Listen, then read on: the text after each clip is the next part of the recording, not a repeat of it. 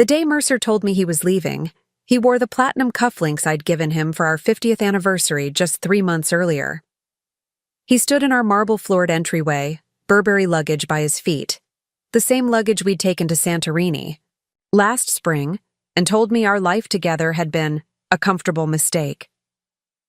50 years reduced to 2 dismissive words while his 28-year-old secretary, Catalina, waited in the Tesla outside our gates. I didn't cry. I didn't beg. I simply nodded and said, "I hope your new life brings you everything you deserve." He looked almost disappointed as he walked out, as though he'd expected hysteria, tears, perhaps even violence. What he didn't know was that for the past 15 years, I'd been quietly building an empire that would eventually swallow his whole.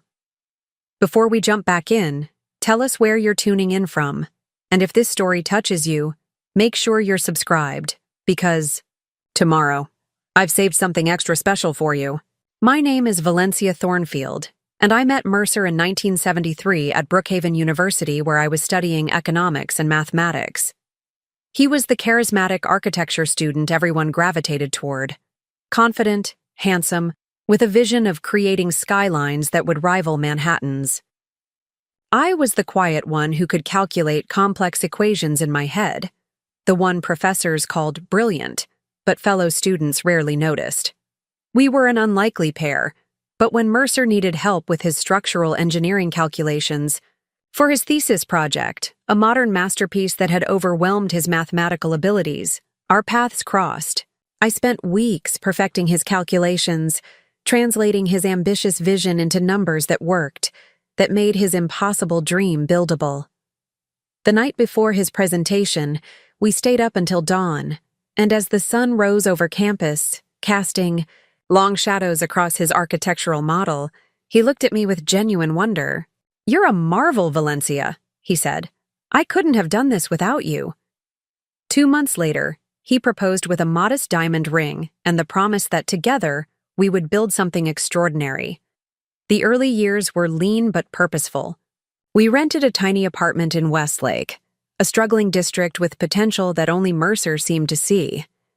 While he worked at a small architectural firm, I took a position at First Maritime Bank, analyzing investment portfolios and learning the intricate dance of real estate financing. Each evening, we would spread papers across our second-hand dining table, him with his architectural drawings, me with investment prospectuses, planning our future empire. Our first purchase was a dilapidated 4-unit building 3 blocks from our apartment, bought with a loan secured against my grandmother's antique jewelry and my relentless negotiation with a reluctant loan officer. "We need to start where others are afraid to go," Mercer would say, eyes gleaming with that ambition. I so admired. The overlooked corners, the forgotten neighborhoods, that's where true fortune begins. He was right, of course. That first building tripled in value within 5 years as Westlake began its slow transformation. By our 10th anniversary, we owned 12 properties, and Mercer had founded Thornfield Architectural Development. My name was on the company but not in the title, a detail I overlooked at the time, as my focus remained on the financial architecture that supported his creative vision. Our roles seemed clear and complementary. Mercer was the visionary, the face of our growing empire, while I managed the finances, structured the deals, and ensured our expanding portfolio remained profitable.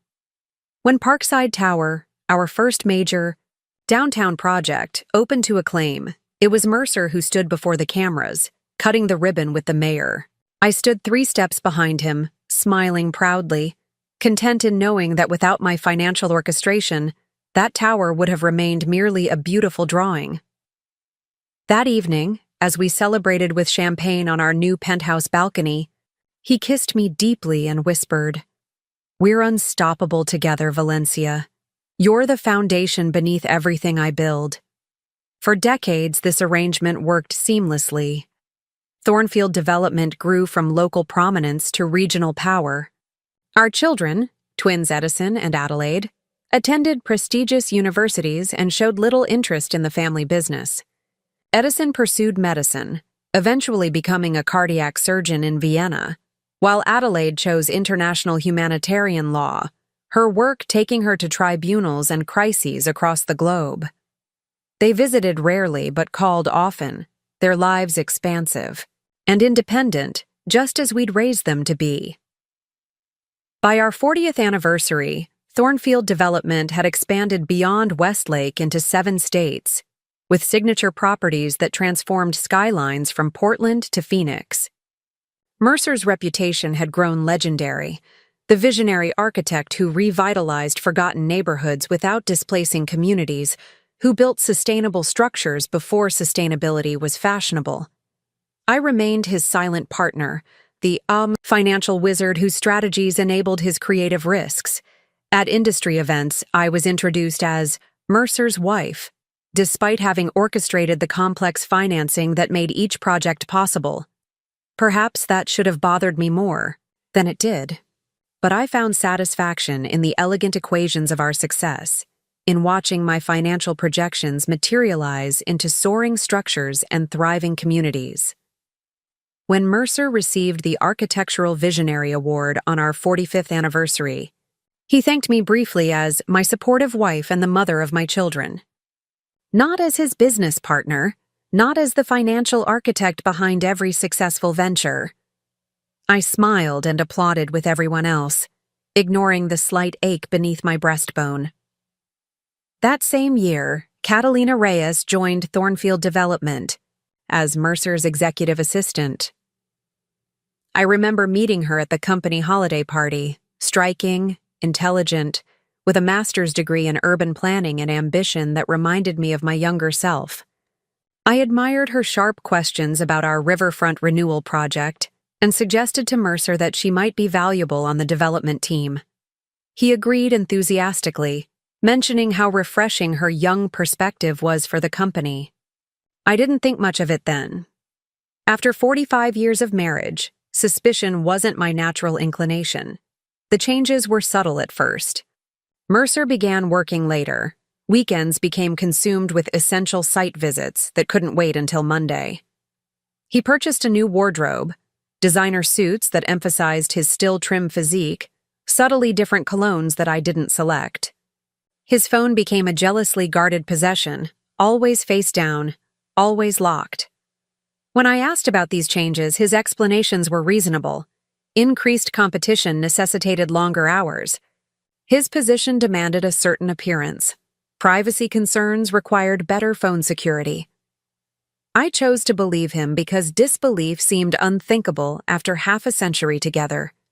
Besides, I had my own projects consuming my attention. 5.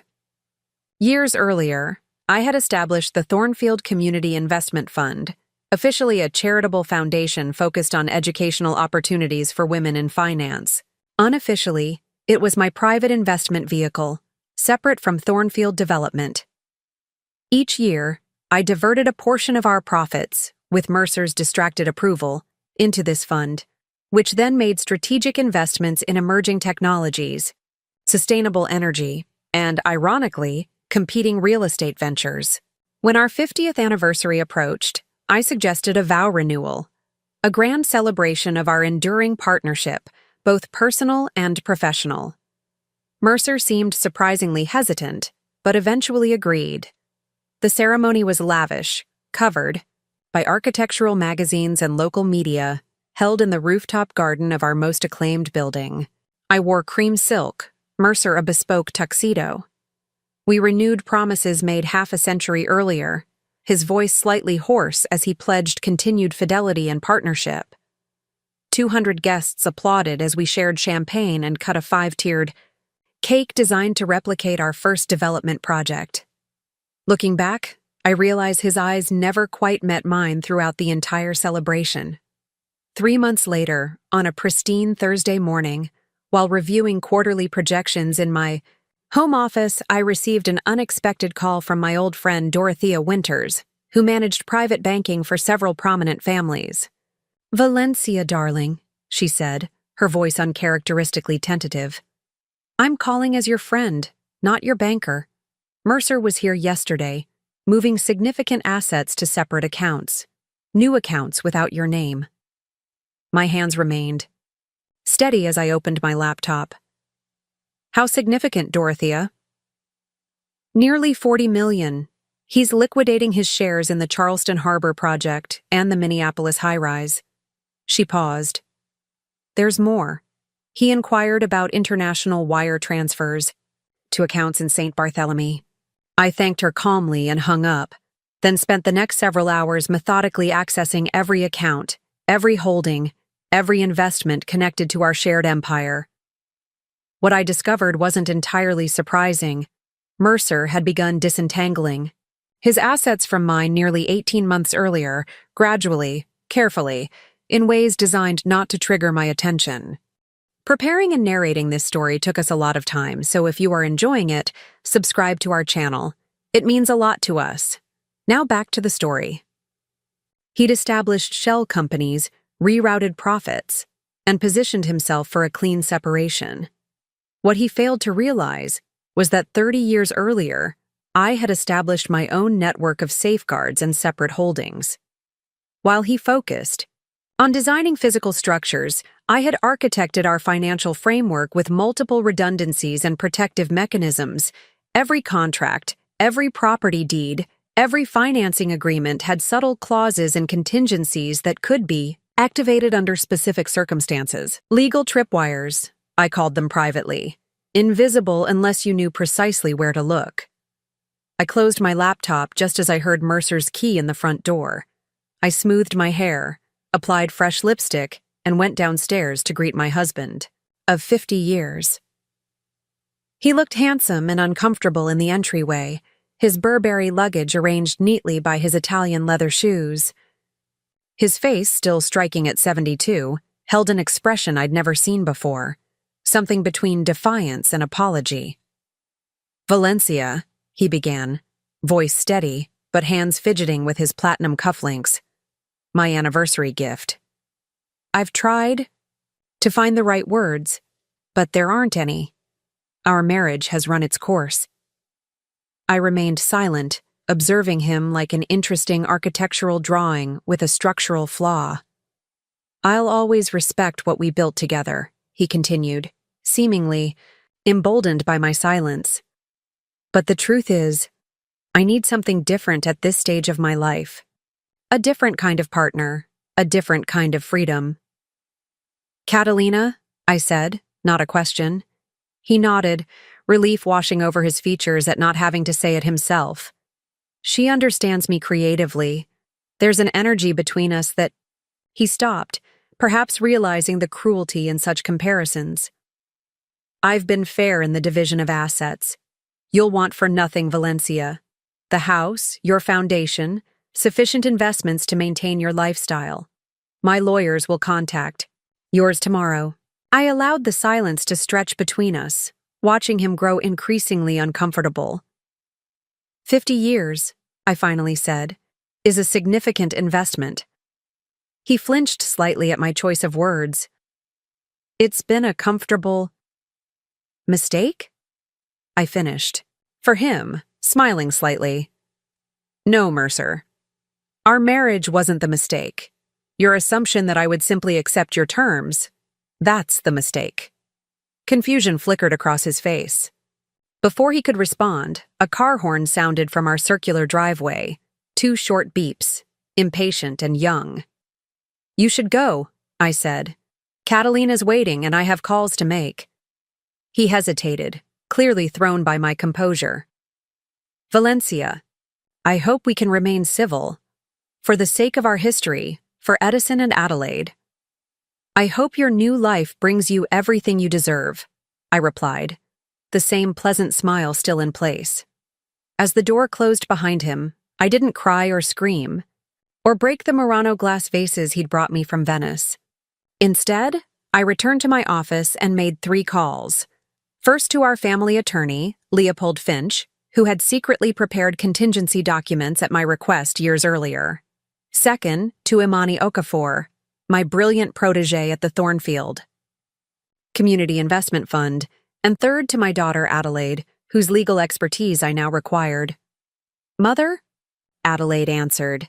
the 13-hour time difference evident in her groggy voice. "It's the middle of the night here in Bangkok." "Your father has left me for his 28-year-old assistant," I said without preamble. "I'm activating Project Phoenix." Silence, then rustling sheets. "Are you certain?" "Once initiated." "I've never been more certain of anything," I interrupted. "How quickly can you return to the States?" "I'll be on the next flight," she replied, fully awake now. "Have you called Edison?" "Not yet. His involvement comes later." I paused.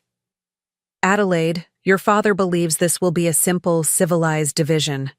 A gentle uncoupling after 50 years. My daughter's laugh was low and dangerous. Then he's forgotten who he married. The next morning, as Mercer's lawyer, a brash young man named Carter Phillips, called to arrange the terms of our separation, I was already in the downtown office I'd maintained separate from Thornfield Development for the past decade. Surrounded by my most trusted advisors, including Leopold Finch, who had served our family since before the twins were born, I laid out my strategy. "Mercer believes he's secured his most valuable assets," I explained, projecting a complex organizational chart onto the wall screen. "What he doesn't realize is that the majority of Thornfield Development's properties are leveraged through mechanisms that require dual approval for any significant transaction." Leopold nodded, his ancient fingers tapping the table thoughtfully. "The mutual protection clauses you insisted on in 1992. Brilliant foresight, Valencia." "Not foresight," I corrected. "Insurance. I never expected to use them, but I believe in architectural integrity, both in buildings and legal frameworks." For the next 3 hours, we meticulously reviewed each property in the Thornfield portfolio, identifying vulnerabilities and opportunities. By noon, we had developed a comprehensive strategy that would unfold over the coming months.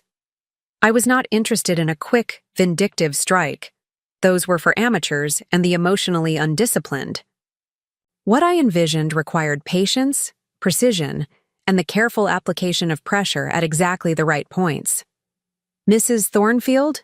Carter Phillips' voice sounded overly confident when he finally reached me that afternoon. "I'm calling to discuss the terms of your separation. Mr. Thornfield has been incredibly generous in his proposed settlement." "Mr. Phillips," I replied pleasantly, "please inform your client that I will not be accepting any settlement proposals at this time. My team will be conducting a comprehensive audit of all Thornfield assets before any discussions can proceed." His confidence wavered. "That's really not necessary.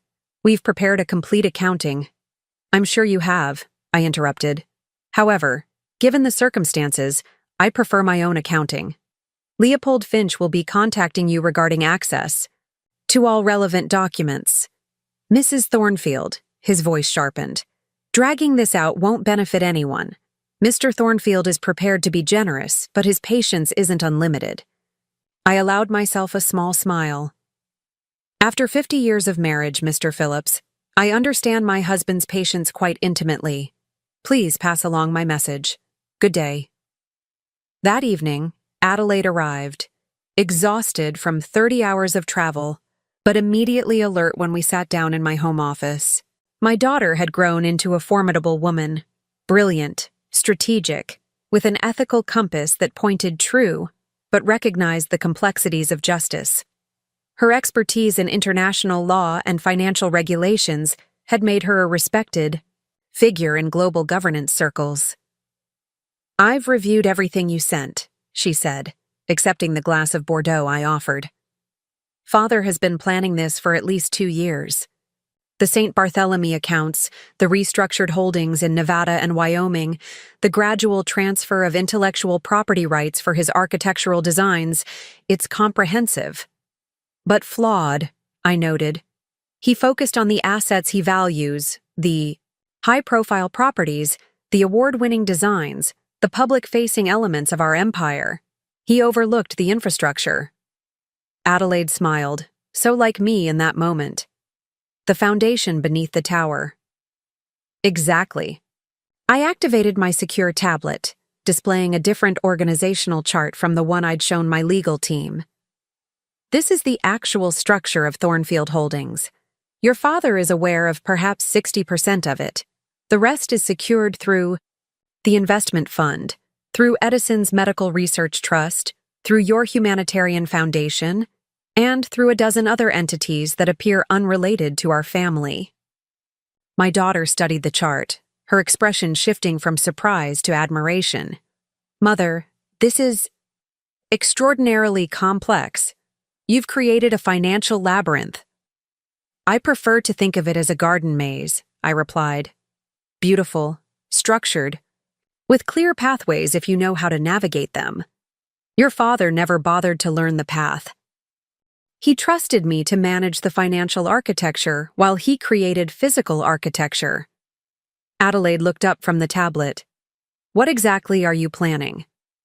I'm not destroying your father, Adelaide. I'm simply reclaiming what's rightfully mine, the entire portfolio we built together. Every property, every investment, every brick and beam. I sipped my wine. And I'm going to do it legally, methodically, and so elegantly that he won't realize what's happening until it's complete. My daughter studied me with new eyes, not just as her mother, but as a strategist whose complexity she hadn't fully appreciated until now. Why not just fight for half in the divorce? That would be simpler, cleaner. Because half isn't accurate, I said firmly. Your father designed beautiful buildings, yes. But I financed them, structured the deals, managed the risks, and created the wealth that made each project possible. For 50 years, I was content to stand in his shadow, to be introduced as Mercer's wife, while I quietly built the foundation of everything he claimed credit for. I set down my glass. I'm not seeking revenge, Adelaide. I'm seeking recognition, and I'll obtain it by owning every property in his portfolio. The following week, the first phase of my plan activated when Leopold Finch formally requested a complete accounting of all Thornfield development assets as part of standard divorce proceedings. As expected, Carter Phillips provided a carefully curated list that omitted significant holdings and undervalued others. We accepted this document without comment, which clearly unsettled them. Meanwhile, Imani Okafor began quietly approaching investors in key Thornfield properties with attractive buyout offers through seemingly unrelated investment groups. These investors, many of whom had been brought into Thornfield projects through my relationships and financial networks, were surprised to learn that Mercer was selling, but pleased with the premium offers. By the end of the second week, Mercer called me directly, his voice tight with controlled anger. What are you doing, Valencia? My partners in the Lakeside development and the Phoenix Towers are telling me they've received buyout offers. I'm not selling those properties. How interesting, I replied calmly. Perhaps they misunderstood. These things happen in business. Stop playing games, he snapped. If you want to discuss the settlement, have your lawyers contact Phillips. These backdoor maneuvers are beneath you. Nothing about protecting. My interests is beneath me, Mercer. I learned that from you. I kept my tone pleasant. By the way, how is St. Bartholomew this time of year? Catalina must be enjoying the beaches. His sharp intake of breath told me everything. How did you... 50 years, Mercer. Did you really think I wouldn't have friends in private banking? Enjoy your vacation. We'll continue this discussion when you return. The third week brought an unexpected complication when Catalina herself appeared at my door without Mercer, looking considerably less confident than the woman who had honked impatiently from my driveway just weeks earlier. Mrs. Thornfield, she began, smoothing her designer dress nervously. I felt we should talk, woman to woman. I invited her in, offered tea, which she declined, and waited silently. I want you to know that I never intended to come between... She stopped at my raised eyebrow. What I mean is, Mercer and I. Our connection is genuine. It wasn't about his money or position. Ms. Reyes, I said gently, I've lived 70 years, been married for 50, and built a real estate empire. From nothing. Please don't insult my intelligence with platitudes about genuine connections. She flushed, fingers twisting the expensive watch on her wrist. A gift from Mercer, undoubtedly. I'm trying to be respectful. Respectful would have been declining. My husband's advances. Respectful would have been resigning your position once your relationship became inappropriate. Respectful would have been waiting until our divorce was finalized before accompanying him to St. Bartholomew. I smiled. But we're beyond respect now, aren't we? So why are you really here, Catalina? Her composure cracked slightly. The Riverfront project. Something's happening with the financing. The primary lender has called for an immediate review of the capital structure, and 3 key investors have withdrawn. Mercer doesn't understand what's happening, and the board is demanding answers. And there it was, the real reason for her visit. Not woman-to-woman understanding, but panic over the unraveling of Thornfield Development's most prestigious current project, a $300 million riverfront revitalization that would cement Mercer's legacy. How unfortunate, I replied. Financial structures can be so complex, can't they? One small change can affect the entire system. He thinks you're behind it. Her eyes narrowed. Are you? I stood, indicating our conversation was concluding. Catalina, you chose to participate in the dismantling of my marriage. You are not entitled to explanations about my business decisions. Please tell Mercer that if he has concerns about Thornfield Development's projects, he should contact me directly, not send his girlfriend as an emissary. After she left, I called Adelaide. Phase 1 is complete. Mercer is beginning to understand that his financial architecture isn't as solid as he believed. Initiate Phase 2. Phase 2 was considerably more aggressive. Adelaide activated her network of international legal contacts to begin inquiries into the St. Bartholomew accounts, triggering automatic regulatory reviews. Meanwhile, Edison returned from Vienna and began meeting with medical research investors who had interests in both his cardiac innovation work and, coincidentally, several Thornfield development properties. The most crucial element, however, was the series of carefully structured loan calls that Imani Okafor orchestrated through my investment funds network. One by one, lenders began requesting additional collateral or accelerated payment schedules on Thornfield properties, all standard provisions in the original agreements, but never previously enforced due to my relationships with these financial institutions. By the 6th week, Mercer was back in the country and requesting an urgent meeting. I agreed to see him at my downtown office rather than our home, setting a clear boundary. When he arrived, the confident architect had been replaced by a man showing the first signs of genuine worry. "This has to stop, Valencia," he said without preamble, pacing my office. "The Riverfront project is on the verge of collapse. Northwestern Mutual is threatening to pull out of the Minneapolis development. 3 board members have called for an emergency review of all Thornfield projects." He turned to face me. "What exactly are you trying to prove?" I regarded him calmly from behind my desk. "I'm not trying to prove anything, Mercer. I'm simply protecting my interests in the company we built together. By sabotaging projects? By undermining 50 years of work?" His voice rose. "This isn't like you, Valencia. You've always been the rational one, the stabilizing force." "Perhaps you never really knew me," I suggested quietly. "Perhaps while you were accepting awards and cutting ribbons, I was building something you never bothered to understand." He sat heavily in the chair opposite my desk, suddenly looking every day of his 72 years. "What do you want? Half the company? Fine. The house? It's yours.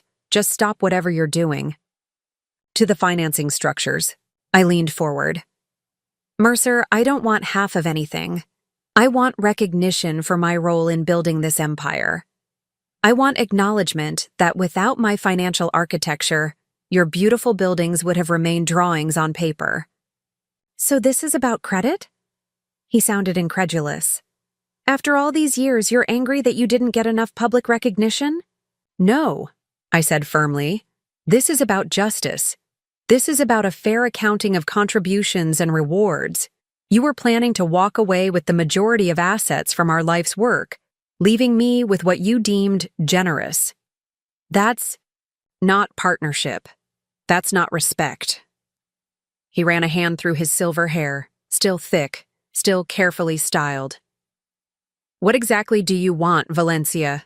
Just tell me, and let's end this war. I slid a document across the desk. These are my terms. Review them with your lawyers if you wish, but they're non-negotiable. Mercer scanned the first page, his face paling. You're asking for control of everything. The entire portfolio. Every property. Every project. Even my architectural firm. Not asking, Mercer.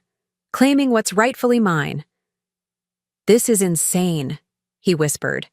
You'd destroy everything. We built just to punish me? I stood, smoothing my skirt. I'm not destroying anything. I'm preserving it. Under my management. You chose to leave our partnership, personal and professional. These are the consequences of that choice. He left. With the document. Ashen-faced but still believing he had options.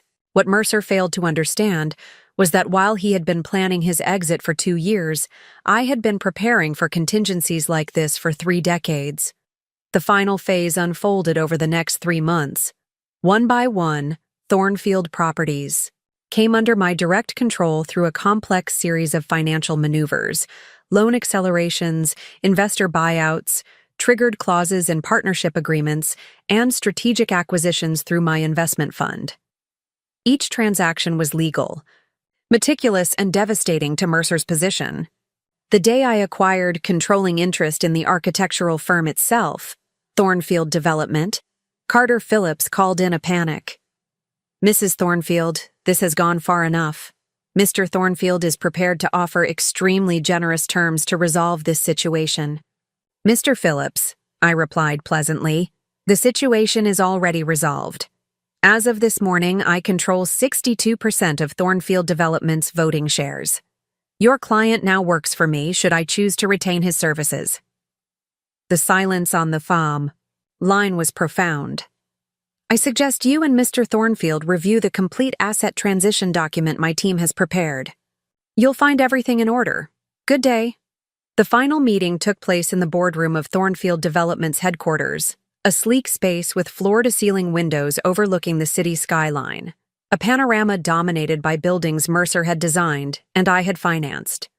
He sat alone on one side of the massive table, while I was flanked by Leopold Finch, Adelaide, Edison, and Imani Okafor. Carter Phillips had resigned from representing Mercer the previous day, citing irreconcilable strategic differences. Congratulations, Mercer said flatly as I entered. You've won. Everything we built together is now yours alone. I hope it brings you satisfaction. This isn't about winning, Mercer, I replied, taking my seat at the head of the table, his former position. It's about correction. Leopold placed the final settlement document before him. It was remarkably simple, given the complexity of what had transpired. In summary, I explained, you will retain your personal assets, approximately $12 million after taxes. You will have a lifetime consulting position with Thornfield Development, should you choose to accept it, with appropriate compensation. You will maintain your professional reputation and legacy as the design visionary behind our most celebrated projects. He looked up sharply. Our projects? Yes, Mercer. I have no intention of erasing your architectural contributions. Unlike you, I believe in giving credit where it's due. He studied me, confusion evident. I don't understand. If you're acknowledging my role, why take everything? Because you never acknowledged mine, I said simply. For 50 years, I was the invisible partner, the foundation beneath your towers. I financed your vision, structured the deals that built your legacy, managed the wealth that funded your dreams. Yet when you decided to leave, you assumed you could simply divide our empire based on what you valued and what you didn't. I leaned forward. The company will now be renamed Thornfield and Thornfield Development, reflecting both our contributions. Every project will credit both the architectural design and the financial architecture that made it possible. And yes, I will control the company because you chose to abandon our partnership. Mercer sat in silence for several minutes, the weight of understanding finally settling across his features. And Catalina? He finally asked. Is no longer employed by Thornfield and Thornfield, Adelaide answered crisply. Her separation agreement includes standard non-disclosure provisions and a generous severance, considering her brief tenure. He nodded slowly, then looked up at me with something approaching genuine recognition for perhaps the first time in decades. You're formidable, Valencia. I suppose I always knew that, but I never truly appreciated it. No, I agreed. You didn't. The property portfolio I reclaimed is now valued at over $2 billion. Mercer did accept the consulting position, working remotely from a modest home in Portland where he lives alone, Catalina having departed shortly after discovering his assets were significantly diminished. We speak professionally every few weeks, discussing ongoing projects with a strange new respect that never existed during our marriage. Edison and Adelaide have both taken board positions with Thornfield and Thornfield, bringing their unique expertise to the company's future direction. And I, at 72, have finally stepped into the full recognition of my capabilities, leading the company from the corner office with the same precision and vision that quietly guided it from the shadows for 5 decades. Sometimes people ask if I'm bitter about the 50 years I spent as Mercer's wife, rather than his acknowledged equal. I tell them no. Those years taught me patience, strategic thinking, and the power of building solid foundations beneath beautiful structures, lessons that ultimately allowed me to reclaim everything I helped create. I don't consider what I did revenge. I consider it the most perfect architectural restoration of my life's work. Every property, every investment, every brick and beam, finally under the proper ownership. Though I maintained perfect composure, as Mercer walked out our door, something inside me shattered the moment I was truly alone. 50 years of memories crashed over me like a tidal wave. Our wedding day in the university chapel, Edison and Adelaide's birth when Mercer wept holding their tiny bodies, countless nights reviewing blueprints and financial projections across our dining table, the ribbon cutting at Parkside Tower, our vow renewal just 3 months earlier. Each memory now tainted with a terrible question. Had it all been a lie? I allowed myself exactly 3 hours of grief. 3 hours to sit in my garden, watching the koi glide through the pond Mercer had designed for our 30th anniversary, allowing tears to fall unchecked. 3 hours of anger, betrayal, humiliation. Then I rose, washed my face, and walked to my office. Emotions were a luxury I could no longer afford. Strategy required clarity. The next morning, I received the first text message from Mercer. Carter. Phillips will be calling to discuss settlement. I've been more than fair. I didn't respond. Fairness wasn't a value determined by the party attempting to claim the larger share. That afternoon, Leopold Finch arrived at my home, his ancient leather briefcase containing 5 decades of our legal documents. At 84, Leopold moved more slowly than when he'd first represented us in purchasing that dilapidated 4-unit building, but his mind remained razor-sharp. I've already begun reviewing the files you requested, he said, settling into my office with the cup of Earl Grey I'd prepared exactly as he preferred, 1 sugar, splash of milk. Most concerning are the apparent transfers to St. Barthélemy. Tax haven, limited financial disclosure requirements, classic opener for asset concealment. I nodded, pulling up the records Dorothea had quietly sent over. 40 million is just what we know about. I suspect there's more. Mercer established 3 new LLCs in the past 18 months. Leopold, I need to understand exactly what he's been moving and where. The old attorney's eyes narrowed. Valencia, in all the years I've known you, you've been the financial compass of Thornfield Development. Are you saying you weren't aware of these entities? Mercer has been increasingly private about certain aspects of the business, I admitted, the words tasting bitter.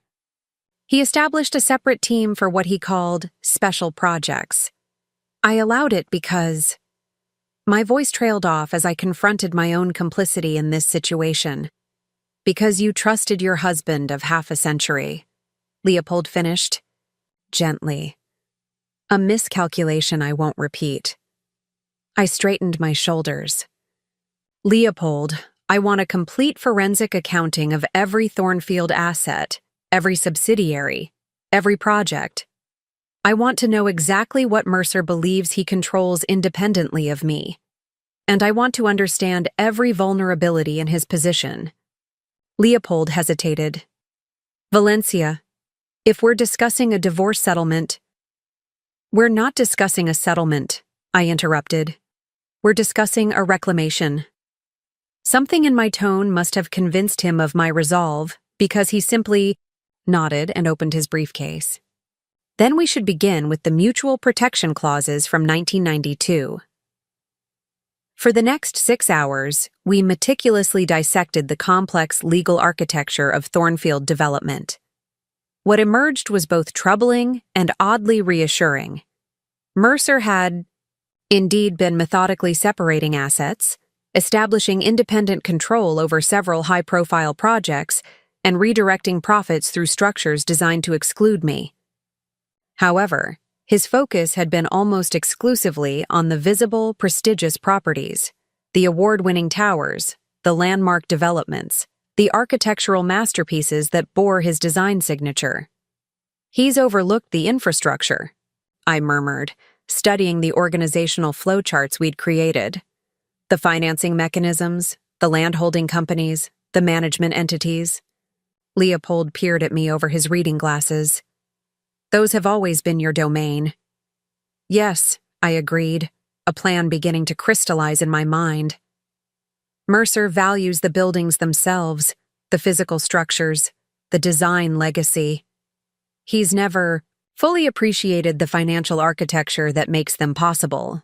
And that, Leopold said with the ghost of a smile, may prove to be his undoing. That evening, as Leopold departed with a lengthy to-do list, I received a call from my daughter, Adelaide. The 13-hour time difference meant it was mid-morning, in Bangkok. Mother, Dorothea Winters just contacted me. Something about father moving assets? What's happening? I sighed, reluctant to burden my children but knowing they deserved the truth. Your father has left me for Catalina Reyes. They're currently in St. Barthélemy, where he's established accounts to receive funds he's been systematically removing from our joint holdings. Adelaide's sharp intake of breath carried across continents. I don't even have words. After 50 years? For his assistant? It's contemptible. Indeed, I agreed, my voice steady. More pressingly, he's attempting to claim majority ownership of Thornfield Development's most valuable assets, while offering me what he considers a generous settlement. Which is what, exactly? The house, my foundation, and about 1/8 of what would constitute a fair division. I kept my tone matter-of-fact, though the injustice still burned. That's not just unfair, it's laughable. Adelaide's voice had taken on the precise, measured cadence she used in international tribunals. Mother, I'm coming home. This requires my full attention. Adelaide, your work in Bangkok can wait, she finished firmly. This is family, and this is justice. 2 things I never compromise on. I'm booking a flight now. After we disconnected, I called Edison in Vienna, where he was leading a groundbreaking clinical trial on artificial heart valves. Unlike his sisters, immediate righteous anger, Edison responded with quiet calculation. You need to freeze everything, he said after I explained the situation. Every account, every asset, every project. Legal holds across the board while a complete audit is conducted. That would potentially damage ongoing projects, I pointed out. Thousands of jobs, millions in investments. Mother, Edison's voice was gentle but insistent. Father is attempting to steal your life's work. The time for protecting the business at your own expense is over. His words struck me with unexpected force. How many times over the decades had I prioritized Thornfield Development's interests above my own? How often had I accepted less recognition, less control, less credit to maintain harmony and protect the enterprise we were building? You're right, I said finally. But I'm not going to freeze everything. I'm going to be strategic. I've never known you to be anything else, my son replied, and I could hear the smile in his voice. I'll arrange coverage for my patients and be there by the end of the week. After ending the call, I sat alone in my office, watching darkness settle over the garden Mercer and I had planned together 20 years earlier.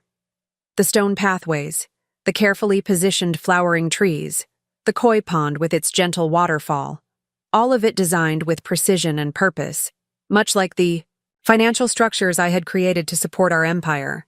A notification lit up my phone. A photo from Catalina's social media account, hastily posted and then deleted, but not before one of Adelaide's junior associates had captured it. Mercer and Catalina on a white sand beach, champagne flutes raised.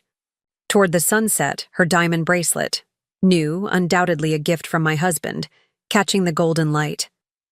The casual display of their relationship, so soon after he had walked out of our home, sent a wave of cold fury through me. For 50 years, I had been the stabilizing force in our partnership, the pragmatic counterbalance to Mercer's creative vision. I had managed our finances, structured our deals, secured our wealth, all while allowing him to stand in the spotlight alone. I had been content in that role, finding satisfaction in watching our shared vision materialize into soaring towers and thriving communities. But that night, sitting in the growing darkness, I made a decision that would alter the course of everything we had built. I would no longer be the invisible partner, the foundation beneath the tower. I would reclaim my rightful place, not just as co-creator of our empire, but as its rightful owner and leader. The following morning, I met with Imani Okafor at the downtown offices of the Thornfield Community Investment Fund. At 38, Imani had become my most trusted lieutenant, a financial prodigy with both brilliant analytical skills and impeccable ethical standards. I had personally recruited her from the London School of Economics 12 years earlier, mentoring her despite Mercer's initial skepticism. He's really done it, she said, reviewing the financial movements we'd documented. After everything you've built together. Her voice held disbelief tinged with outrage. People reveal themselves in crisis, I replied, or in this case, in what they perceive as opportunity. I activated the secure display wall, projecting a complex map of Thornfield Development's complete asset structure. Imani, I need your absolute discretion and your absolute focus. What I'm about to propose goes beyond standard financial management. Her posture straightened, eyes sharp and attentive. You have both, without reservation. I'm going to reclaim every property in the Thornfield portfolio, I stated simply. Not half in a settlement. Every building, every project, every investment. To her credit, Imani didn't question whether this was possible or advisable. She simply studied the organizational chart with increased intensity. The mutual protection clauses from the early 90s give you significant leverage, assuming father hasn't found a way to neutralize them. He hasn't, I confirmed. Leopold verified that yesterday. Those clauses require dual approval for any significant transaction affecting the core portfolio. Mercer can't sell or transfer those properties without my signature. But that's defensive, Imani noted. It prevents further asset movement but doesn't help you acquire his share. Correct. I highlighted a different section of the chart. That's where the investment fund comes in. For 15 years, we've been building a separate capital structure, officially for community investment and educational initiatives. Imani's eyes widened slightly as understanding dawned. But unofficially, it's been acquiring strategic positions in entities connected to Thornfield Properties. Small positions, nothing that would trigger reporting requirements or attract attention, I confirmed. But combined with the lending relationships we've cultivated, they give us potential control points throughout the portfolio. For the next 3 hours, we developed what Imani dubbed Operation Foundation, a multi-phase strategy to systematically consolidate control of the entire Thornfield empire. It would begin with subtle financial pressure points, calling loans that were technically in covenant violation, activating cross-default provisions, and approaching Thornfield investors with premium buyout offers through seemingly unrelated investment groups. The key, I emphasized, is that none of this can appear coordinated. Each action must seem like an independent business decision by separate entities responding to market conditions or financial concerns.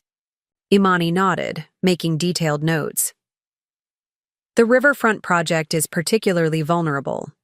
3 of the primary investors have financing through banks where the investment fund has significant relationships. Start there, I instructed. But move gradually. I don't want panic or market disruption. This isn't about destroying value. It's about transferring ownership. As Imani continued analyzing vulnerabilities in Mercer's position, I turned my attention to the public narrative. Thornfield Development had been a respected name in architectural circles for decades, with Mercer as its charismatic figurehead. Any significant change in control would attract media attention I wanted to carefully manage. We'll need a communication strategy, I mused, something that acknowledges the changes without creating instability among clients, partners, or employees. Imani looked up from her tablet. Perhaps a gradual transition narrative?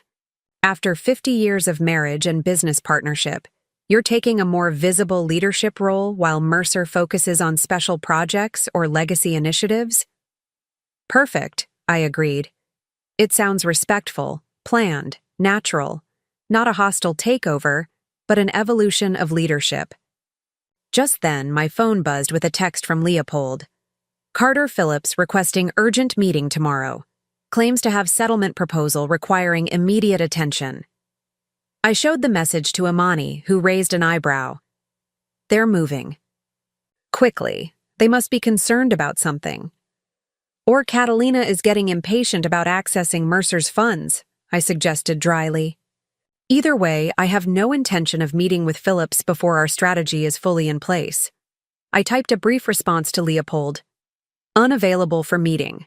Conducting comprehensive asset review before any settlement discussions.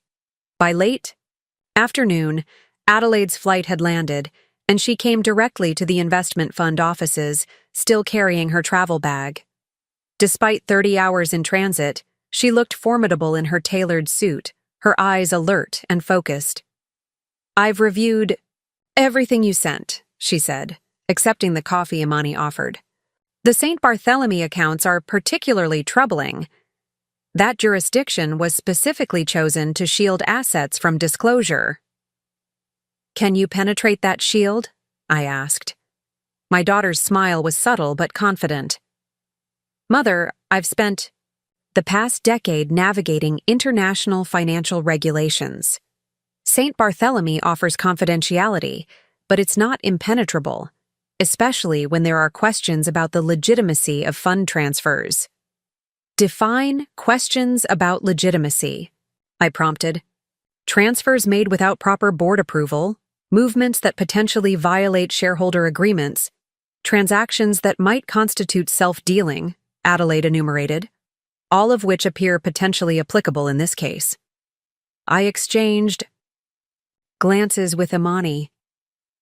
We were just discussing the riverfront project's vulnerable capital structure. Adelaide nodded thoughtfully. Start there, but we need to move on multiple fronts simultaneously. Father's been planning this for at least 18 months. We need to accelerate our response. The next morning, as promised, Carter Phillips.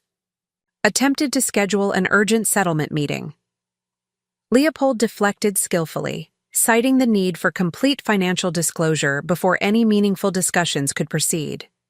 Meanwhile, Adelaide activated her network of international legal contacts to begin inquiries into the St. Barthélemy financial system. Not direct inquiries about father's accounts, she clarified over breakfast in my kitchen. That would alert him. Instead, general regulatory reviews that will naturally encompass his activities. Edison arrived that evening, looking tired but determined. Unlike Adelaide's righteous legal mind or my financial acumen, Edison brought a different perspective, the measured analytical approach of a surgeon. Before we implement any strategy, he insisted during our family dinner, we need to understand father's psychological positioning. What's driving this beyond the obvious midlife crisis with Catalina?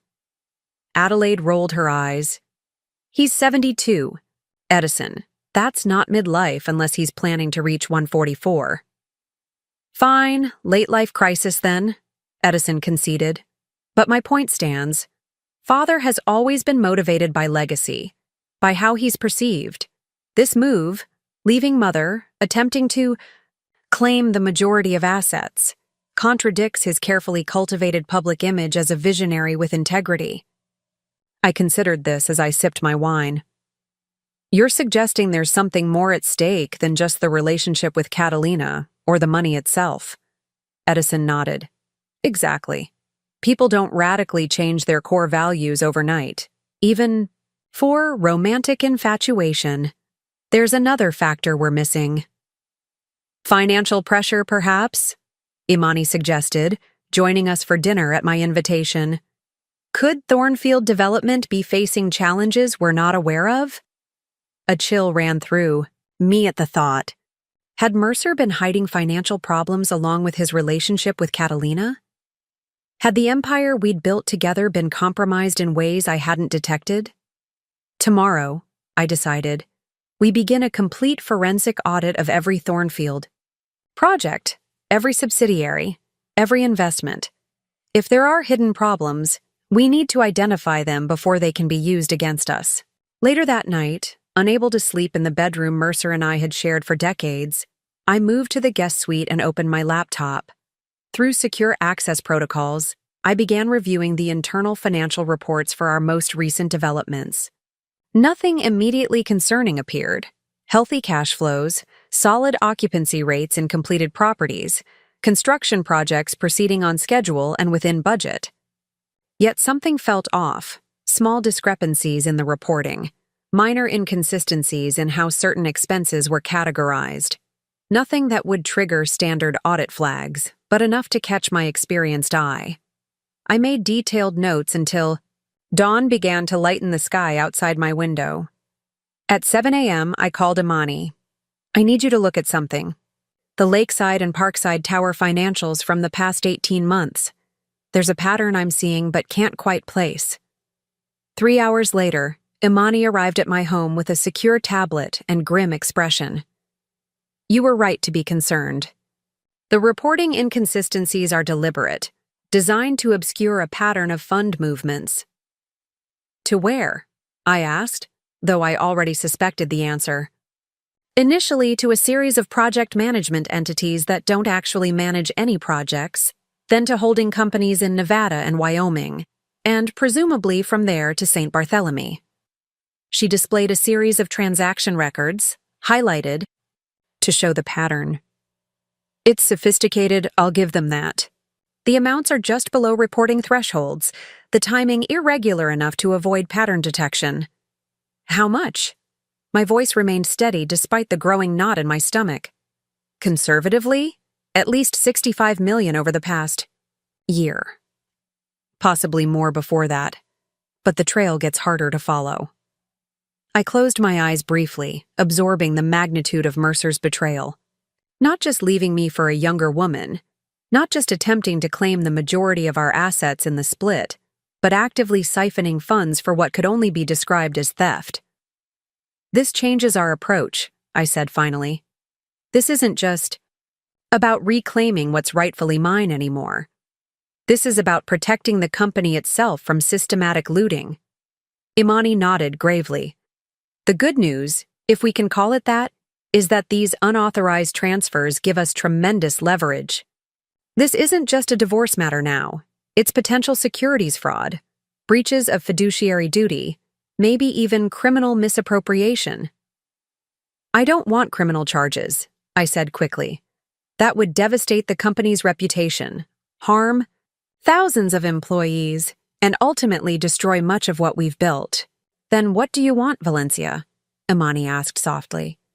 The question hung in the air between us, forcing me to articulate what, until now, had been a simmering determination without clear boundaries.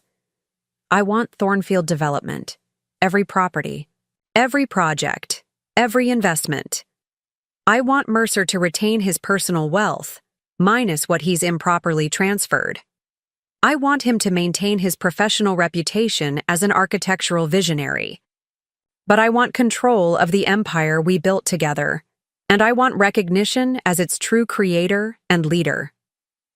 Imani studied me for a long moment. You're not looking for revenge, you're looking for correction. Exactly, I agreed, the word feeling. Precisely right. A correction of the historical record, of the public narrative, of the power imbalance that has defined our partnership for 50 years. By noon, Adelaide and Edison had joined us, along with Leopold Finch and his associate, a sharp young attorney who specialized in corporate governance. I briefed them on what Imani had discovered, watching the expressions shift from shock to determination. This is beyond anything I imagined, Adelaide said, pacing the length of my home office. He's been systematically looting the company while planning his exit. It's practically a textbook case of breach of fiduciary duty. Edison, ever the pragmatist, focused on immediate containment. We need to secure the remaining assets immediately. Freeze remaining transfers, lock down accounts, implement emergency governance protocols. Leopold nodded in agreement. I've prepared the documentation for temporary financial controls pending a full board review. As co-founder and major shareholder, Valencia has standing to request these measures given evidence of potential misappropriation. And the St. Barthélemy accounts? I asked Adelaide. I've already initiated discreet inquiries through regulatory channels, she confirmed. But recovery of those funds will take time and could get messy. Better to focus on securing what hasn't yet been transferred. There's something else to consider, Imani added quietly. Catalina's role in all this. Given her position as Mercer's executive assistant, she would have had access to financial reports, board materials, maybe even signature authority on certain accounts. The thought had occurred to me as well. Had Catalina been merely the catalyst for Mercer's midlife crisis, or had she been actively involved in the financial manipulation? Had she targeted Mercer specifically because of his wealth and position? We need to understand her involvement, I agreed. But carefully. If she's complicit, alerting her could lead to acceleration of fund movements or destruction of evidence. As the meeting continued, my phone buzzed with another text from Mercer. Valencia, this silence is counterproductive. Phillips has a fair offer ready. Let's handle this with dignity. I showed the message to the group, unable to suppress a bitter laugh at his mention of dignity. Don't respond, Adelaide advised. Any communication should go through Leopold now, and only after we've secured the assets and gathered complete documentation. For the remainder of that day, and well into the night, we worked methodically to implement financial safeguards across the Thornfield empire. Leopold filed emergency governance motions with the board of directors, citing evidence of unauthorized fund transfers. Adelaide coordinated with banking partners to place temporary holds on major accounts pending resolution of signatory authority questions.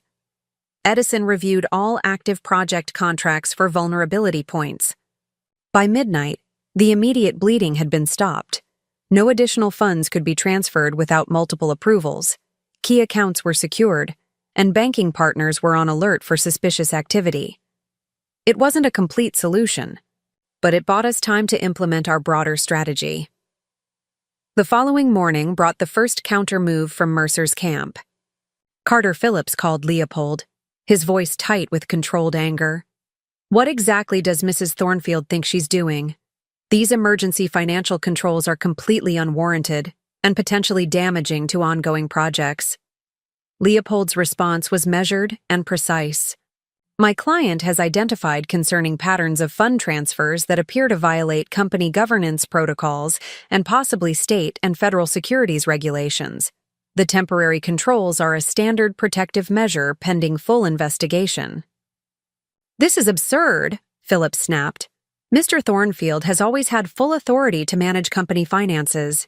These allegations are nothing but divorce tactics. I suggest you review the corporate bylaws and the mutual protection clauses from 1992, Leopold replied calmly. "Mr. Thornfield's authority has always been subject to specific limitations and approval requirements for certain transactions. As for divorce tactics, I would remind you that it was your client who initiated the separation and who has been transferring substantial assets to offshore accounts without proper disclosure or approval." The call ended abruptly, with Phillips promising to respond appropriately to these baseless allegations.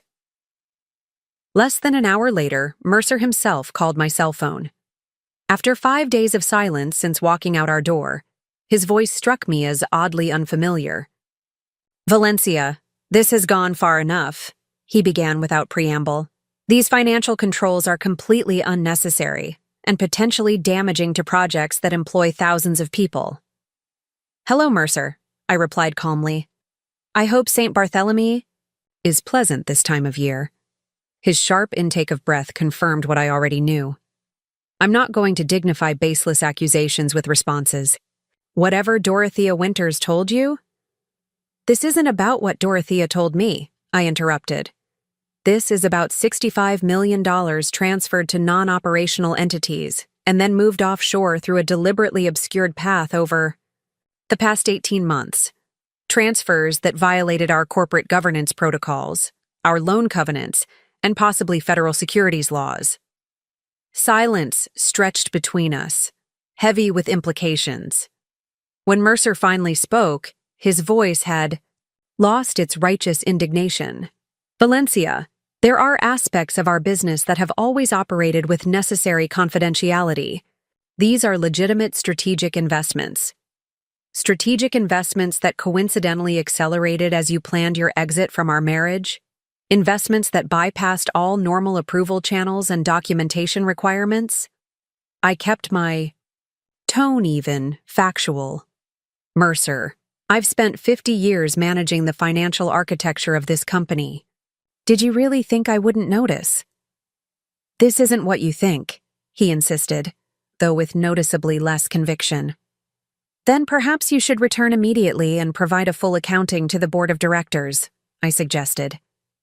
"I'm sure they would be very interested in understanding these strategic investments that have been omitted from all official financial reports and board presentations." Another lengthy silence followed. "I'll be back next week," he finally said. "In the meantime, these restrictions need to be lifted. The Riverfront project has time-sensitive financing requirements that can't wait." "The Riverfront project has become a particular concern," I noted, allowing a hint of my knowledge to show. 3 of its primary investors have raised questions about capital adequacy and reporting discrepancies. Until those questions are resolved, additional restrictions may be necessary, not fewer.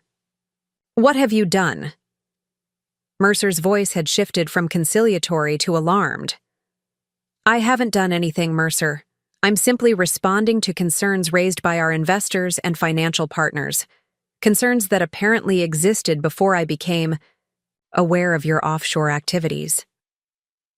"This is going to damage everything we've built," he warned, a desperate edge entering his voice. "That was your choice when you began systematically looting our company while planning your exit," I replied, finally allowing some of my anger to surface. "Did you think I would simply accept whatever settlement you deigned to offer while you walked away with the majority of what we built together? Plus tens of millions in improperly transferred funds?" Valencia. We're done with this conversation. Mercer, if you have further communications, direct them through Leopold Finch, and I suggest you return sooner than next week. The board is considering an emergency meeting to address these financial irregularities. I ended the call, my hand trembling slightly despite my outward composure. For 50 years, Mercer and I had been partners in every sense, building a business, raising children, creating communities through our developments. The depth of his betrayal still had the power to shake me, even as I maintained my strategic focus. Adelaide looked up from her laptop as I set down my phone. That sounded productive, she observed dryly. He's coming back next week, I reported, though I suggested he reconsider that timeline. He's realizing the extent of his vulnerability, Edison noted from his position by the window. The question is how he'll respond. Capitulation or escalation? Knowing your father, he'll attempt to regain control through some bold move, I predicted. He's never been comfortable with defensive positions. As if on cue, my phone buzzed with an alert from the Thornfield Development Internal Communications System. Mercer had just issued a company-wide announcement from St. Barthélemy. To all Thornfield Development employees and partners, recent disruptions to our normal financial operations are the unfortunate result of personal matters affecting the Thornfield family. I want to assure everyone that these temporary issues will be resolved quickly, and the company's visionary work will continue uninterrupted under my leadership. I have absolute confidence in our future and in the strength of what we've built together. Mercer Thornfield, founder and CEO. Adelaide read the message over my shoulder and gave a small, disbelieving laugh. The arrogance is astounding. He's acting as if this is a minor domestic disagreement, rather than financial misconduct involving tens of millions of dollars. He's trying to control the narrative, Edison observed. Classic damage control. Acknowledge something is happening, but minimize its significance and project confidence. I studied the message again, noting the careful wording. What we've built together, paired with under my leadership, the subtle positioning of himself as the sole founder and decision-maker. Despite my equal role in creating the company, he still doesn't understand what's happening, I said quietly.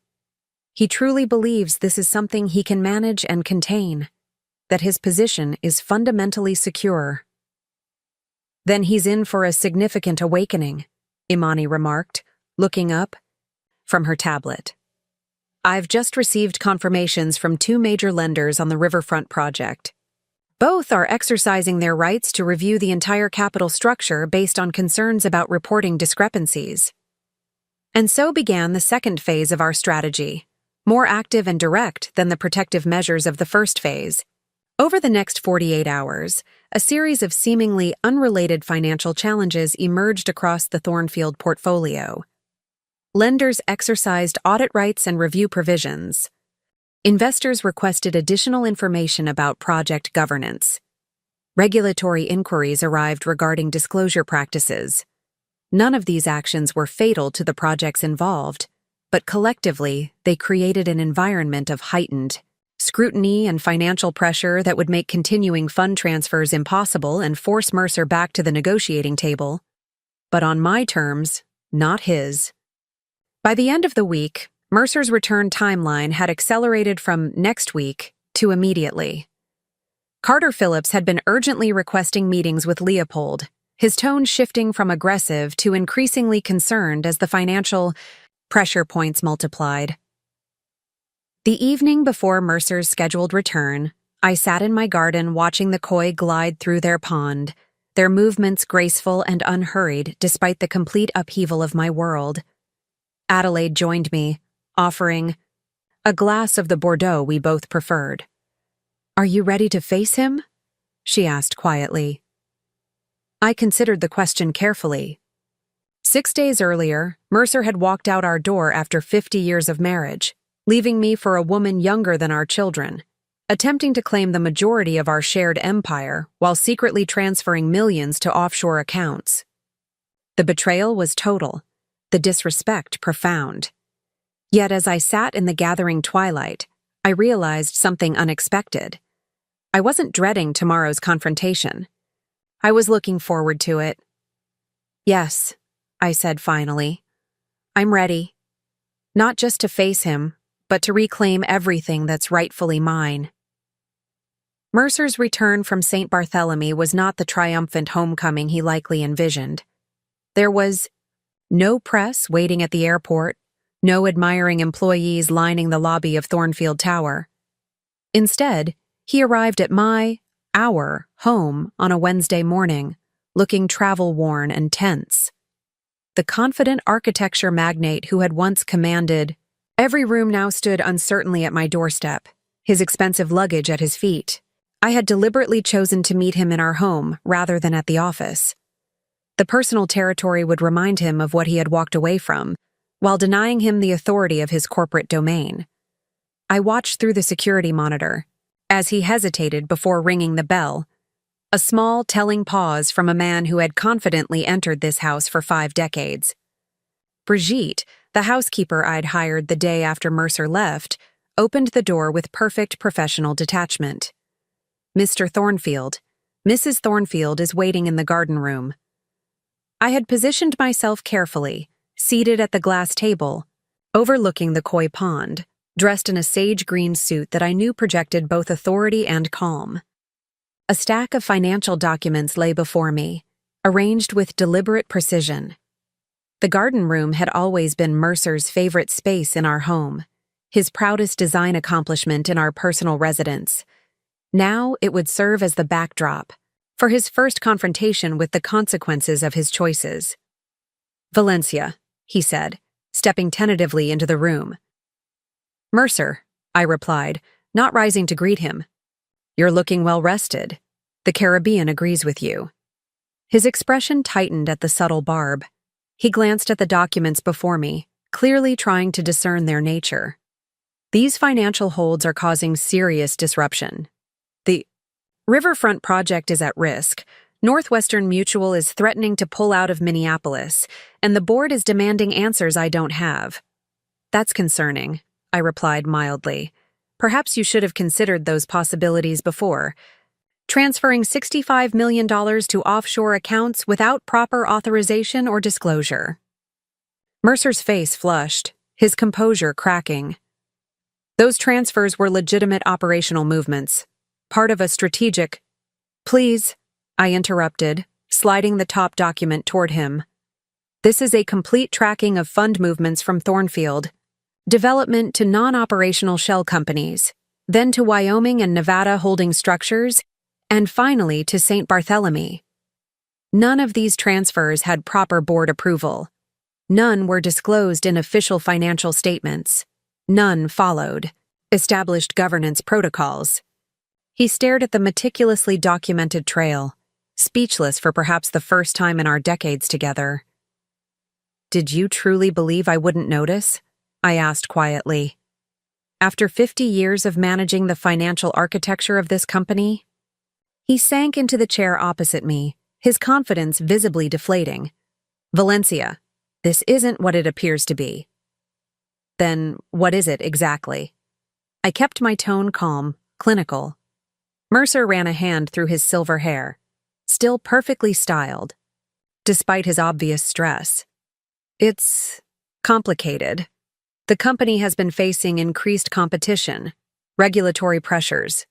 These funds were positioned strategically to maintain flexibility and advantage, while coincidentally being placed beyond my reach as you planned your exit from our marriage." I raised an eyebrow. "That's quite a remarkable coincidence, Mercer." The silence stretched between us, heavy with half a century of history. Finally, he sighed, a deep exhalation that seemed to carry the weight of his unraveling plans. "What do you want, Valencia? To destroy everything we've built? To create a public scandal that damages our company, our legacy, our children's inheritance?" I studied him carefully, noting the mixture of defensiveness and calculation in his expression. Even now, facing evidence of his betrayal, he was positioning himself as the protector of our shared interests. I want what's rightfully mine, I replied simply. The company we built together, not just the portion you've deemed generous to offer me in your settlement proposal. He blinked, genuinely surprised. The entire company? That's not reasonable, Valencia. I've been the face of Thornfield Development for 50 years. My designs, my vision, supported by my financial acumen, my risk management, my wealth-building strategies, I finished for him. For 50 years, I've been the foundation beneath your towers, Mercer.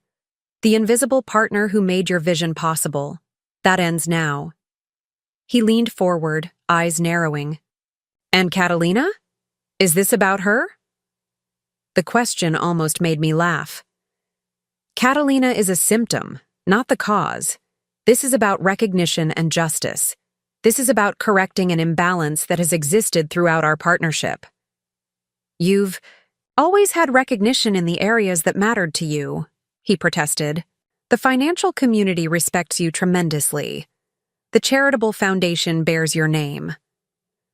While you collected architectural awards, cut ribbons with mayors, and claimed primary credit for our success, I noted.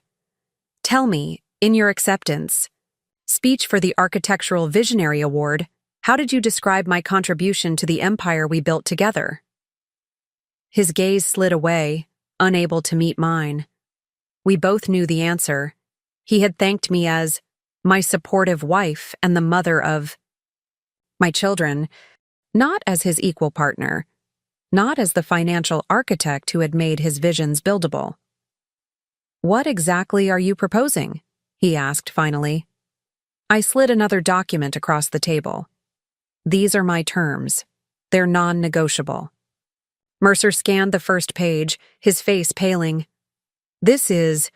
You're asking for controlling interest in everything. The entire portfolio, the architectural firm, even my name on the company. Not asking, Mercer. Claiming. This is insane, he whispered. You'd destroy everything we built together just to punish me? I'm not destroying anything, I corrected him. I'm preserving it, under my management. You chose to leave our partnership, personal and professional.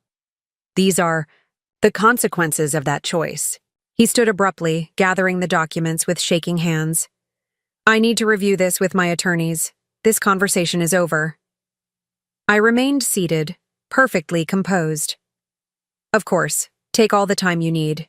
Just understand that while you deliberate, the financial pressure points across the portfolio will continue to intensify. His head snapped up. You're behind the investor inquiries, the lender audits. I'm simply ensuring proper governance and transparency, I replied. Something you seem to have abandoned alongside our marriage vows. As Mercer stormed out, I remained at the glass table, watching the koi glide serenely beneath the water's surface. The confrontation had gone exactly as I'd anticipated. Initial bluster, followed by defensiveness, culminating in retreat.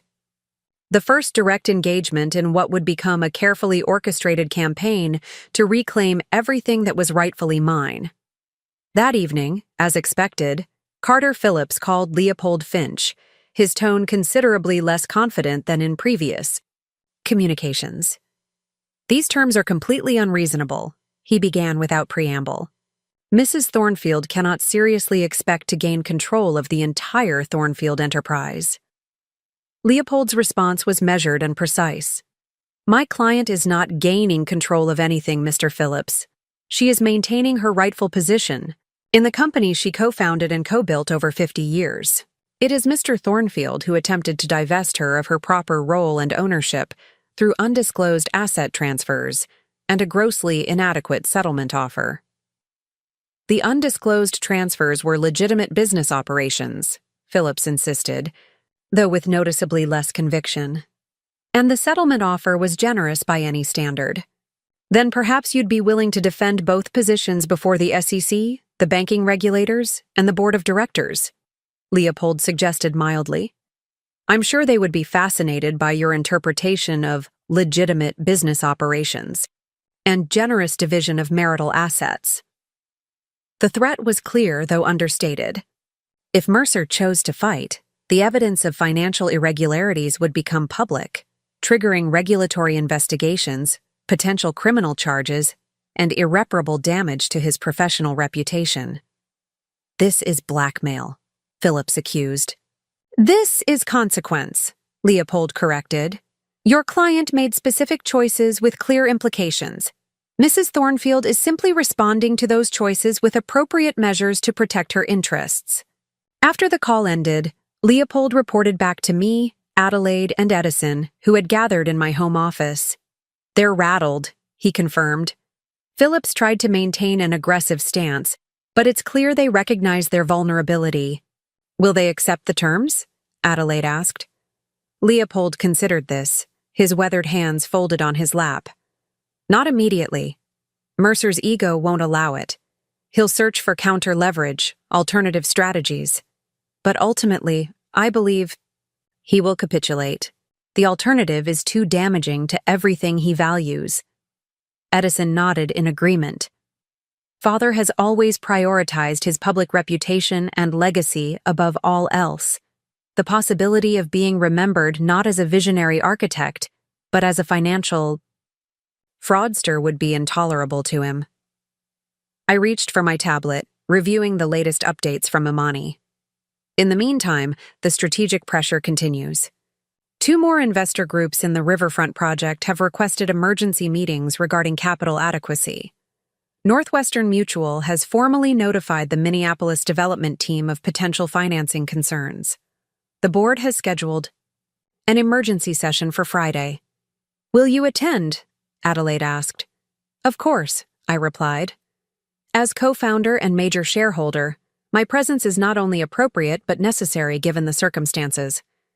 That Friday morning, I entered the boardroom of Thornfield Development's headquarters with Adelaide at my side, both of us impeccably dressed and utterly composed. The 14 board members were already seated, their expressions ranging from concern to outright alarm. Mercer sat at the head of the oval table, a position he had occupied exclusively for 5 decades. Without hesitation, I took the empty chair directly opposite him, at the table's other end, a symbolic claiming of equal status that was not lost on anyone present. Adelaide sat to my right, a slim portfolio before her. Mercer's jaw tightened, but he managed a thin smile. "Thank you all for convening on such short notice. As you know, we're facing some temporary financial disruptions that require immediate attention." "Temporary financial disruptions," repeated Bertrand Kavanaugh, the lead independent director, his tone skeptical. "Mercer, 3 major lenders have activated audit provisions. 5 investor groups have raised governance concerns. Northwestern Mutual is threatening to withdraw from Minneapolis entirely. These hardly seem temporary or mere disruptions." Mercer maintained his composed facade. "These issues are being addressed. We've always faced challenges in our projects, and we've always overcome them." "Perhaps," Kavanaugh conceded, "but typically not all at once, and not coinciding with major undisclosed asset transfers to offshore accounts." A murmur ran through the room. Clearly, the information about the St. Barthélemy accounts had begun to circulate beyond our immediate circle. "Those transfers have been mischaracterized," Mercer insisted. "They represent legitimate strategic positioning of assets for upcoming international developments." "International developments that weren't presented to this board?" asked Elena Vasquez, who represented our West Coast investors. "Developments that apparently required bypassing normal accounting protocols and disclosure requirements." Before Mercer could respond, I spoke for the first time, my voice clear and steady. "Perhaps we should address the actual issue rather than continuing with these euphemisms. My husband of 50 years has left me for his 28-year-old executive assistant. Simultaneously, he has been systematically transferring company assets to structures beyond normal governance oversight while preparing to offer me a settlement that would remove me from meaningful participation in the company I co-founded and have helped build for 5 decades.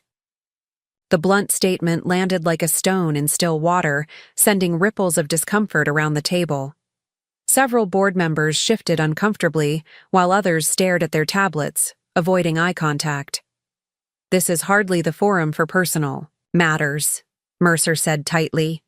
"I agree completely," I replied, "which is why I have instructed my representatives to focus solely on the governance and financial issues before us. The marital situation is relevant only insofar as it coincides with and potentially motivated the concerning financial movements we're discussing today." Adelaide opened her portfolio and distributed a single-page document to each board member. This summary outlines the specific transactions of concern, their deviation from established governance protocols, and the potential regulatory implications. You'll note that none of these funds were used for any documented international development projects as claimed. The room fell silent as the board members reviewed the document, faces growing increasingly grave. Kavanaugh looked up first, his expression troubled. "Mercer, these transactions, if this documentation is accurate, they represent serious breaches of our governance requirements, banking covenants, and possibly securities regulations." "The documentation is not only accurate, but understated," Adelaide noted calmly. "We've limited this summary to transactions we can verify with absolute certainty. There may be additional movements not yet identified." "This is absurd," Mercer snapped, his composed facade finally cracking. "I've led this company for 50 years with unquestioned authority to make financial decisions. These funds were moved within my standard operational discretion." "Your operational discretion has never extended to undisclosed transfers of this magnitude," I corrected. "The mutual protection clauses established in 1992 specifically require dual approval for any movement exceeding certain thresholds or involving certain classes of assets." "Clauses you agreed to and helped draft," Adelaide added pointedly. Mercer glared at us both, then turned to the board members with an attempt at his usual charismatic confidence. "This is clearly an unfortunate situation inflamed by personal matters. I propose we table this discussion, allow me to provide a complete accounting of these transactions, and reconvene when emotions are less heightened." Elena Vasquez shook her head slowly. "With respect, Mercer, the lenders and investors aren't going to wait for emotions to settle. Northwestern Mutual has given us a 48-hour deadline to address their concerns.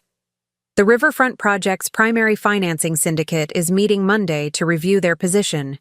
We need immediate action." "What do you suggest?" Kavanaugh asked, looking directly at me.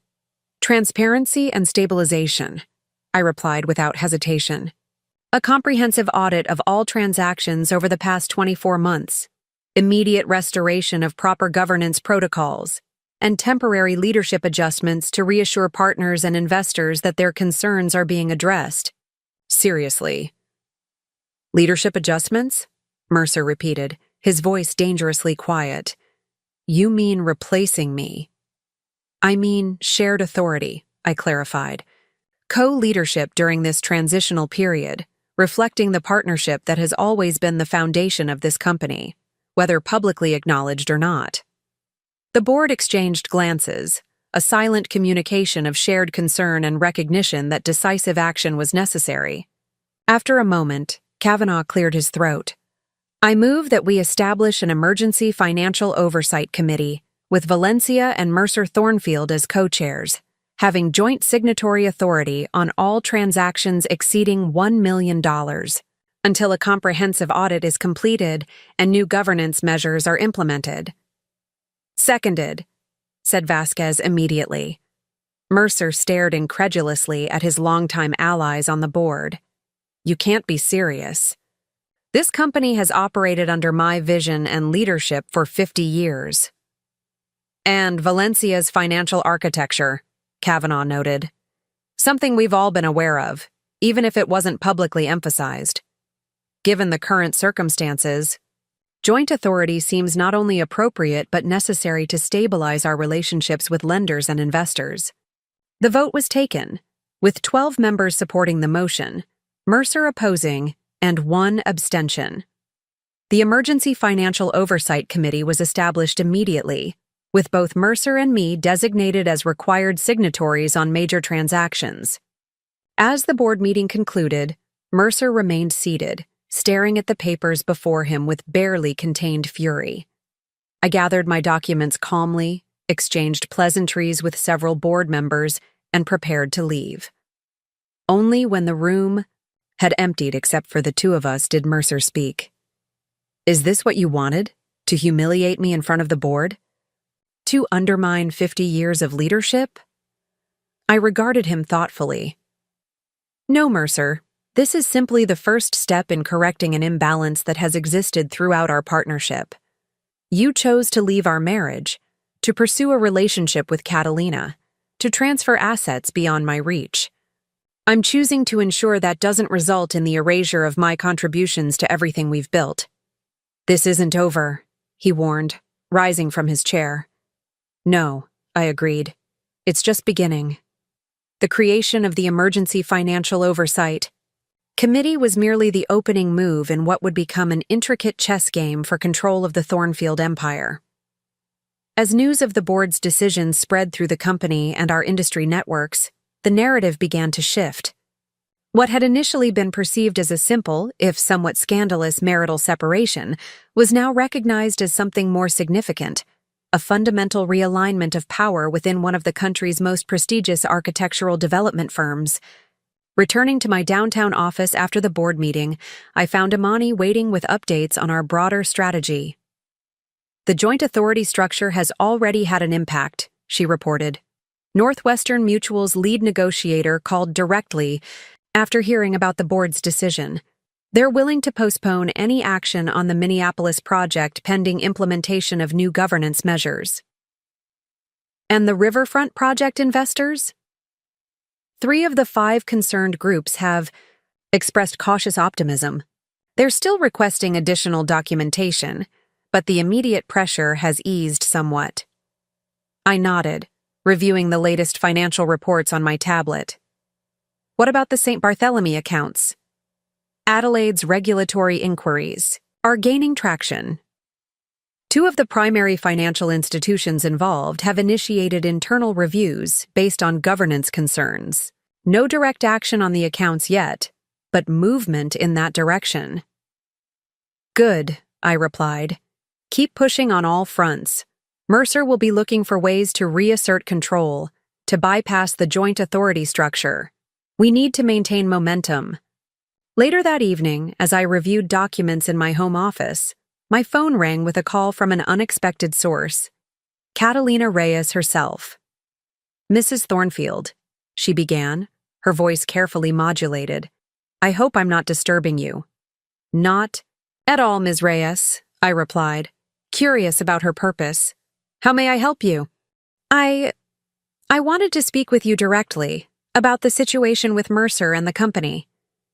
She paused, seemingly gathering her thoughts.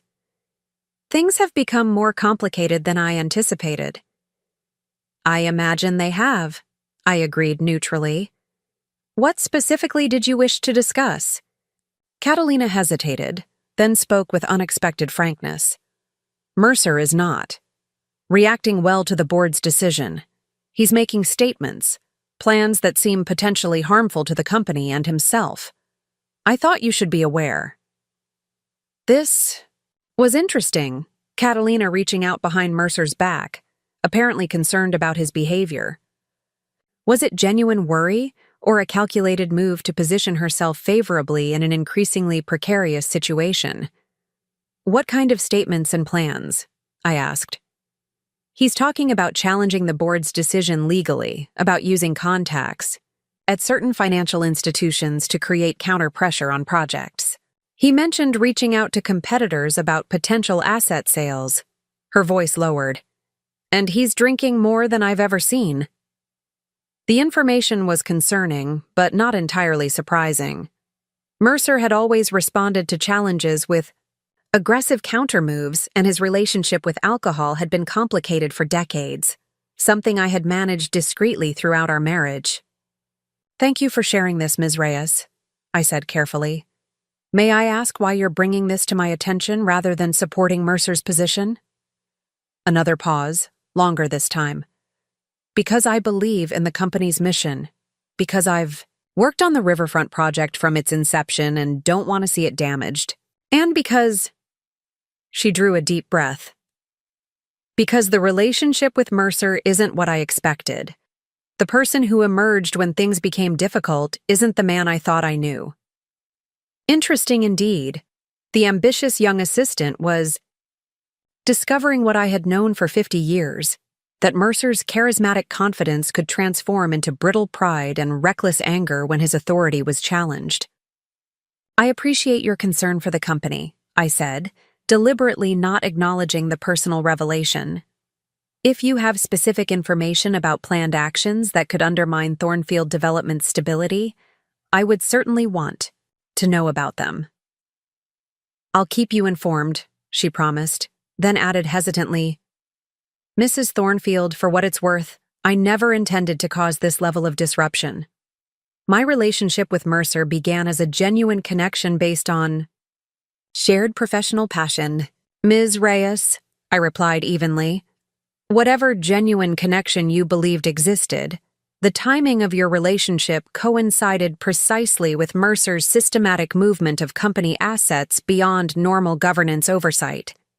That suggests something considerably more calculated than shared professional passion. She didn't respond immediately, and when she did, her voice had cooled noticeably. I understand your perspective.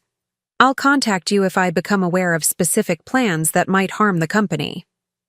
After we disconnected, I immediately called Adelaide to brief her on the conversation.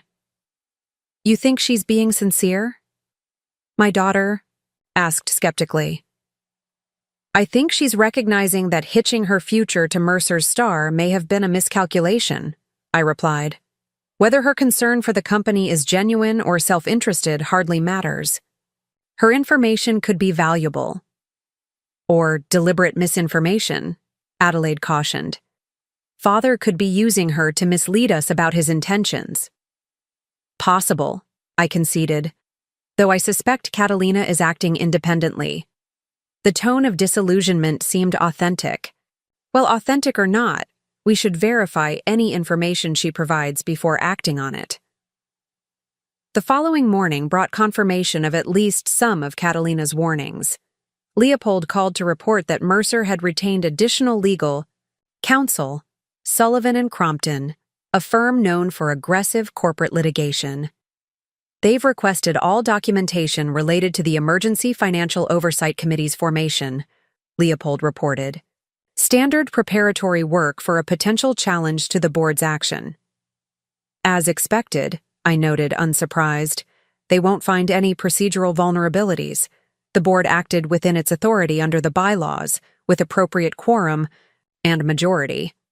Agreed, but they'll look for other angles. Conflicts of interest, disclosure issues, anything to undermine the committee's legitimacy, Leopold cautioned. And Sullivan and Crompton are known for scorched earth tactics. This could get messy. Let them try, I replied confidently. The documentation of Mercer's undisclosed transfers provides more than adequate justification for the board's action. Any challenge will only result in further exposure of those irregularities. Even as Mercer prepared his legal counteroffensive, I continued implementing our broader strategy for consolidating control of the Thornfield portfolio. Imani and her team were methodically approaching key investors in Thornfield properties, with premium buyout offers through seemingly unrelated investment groups.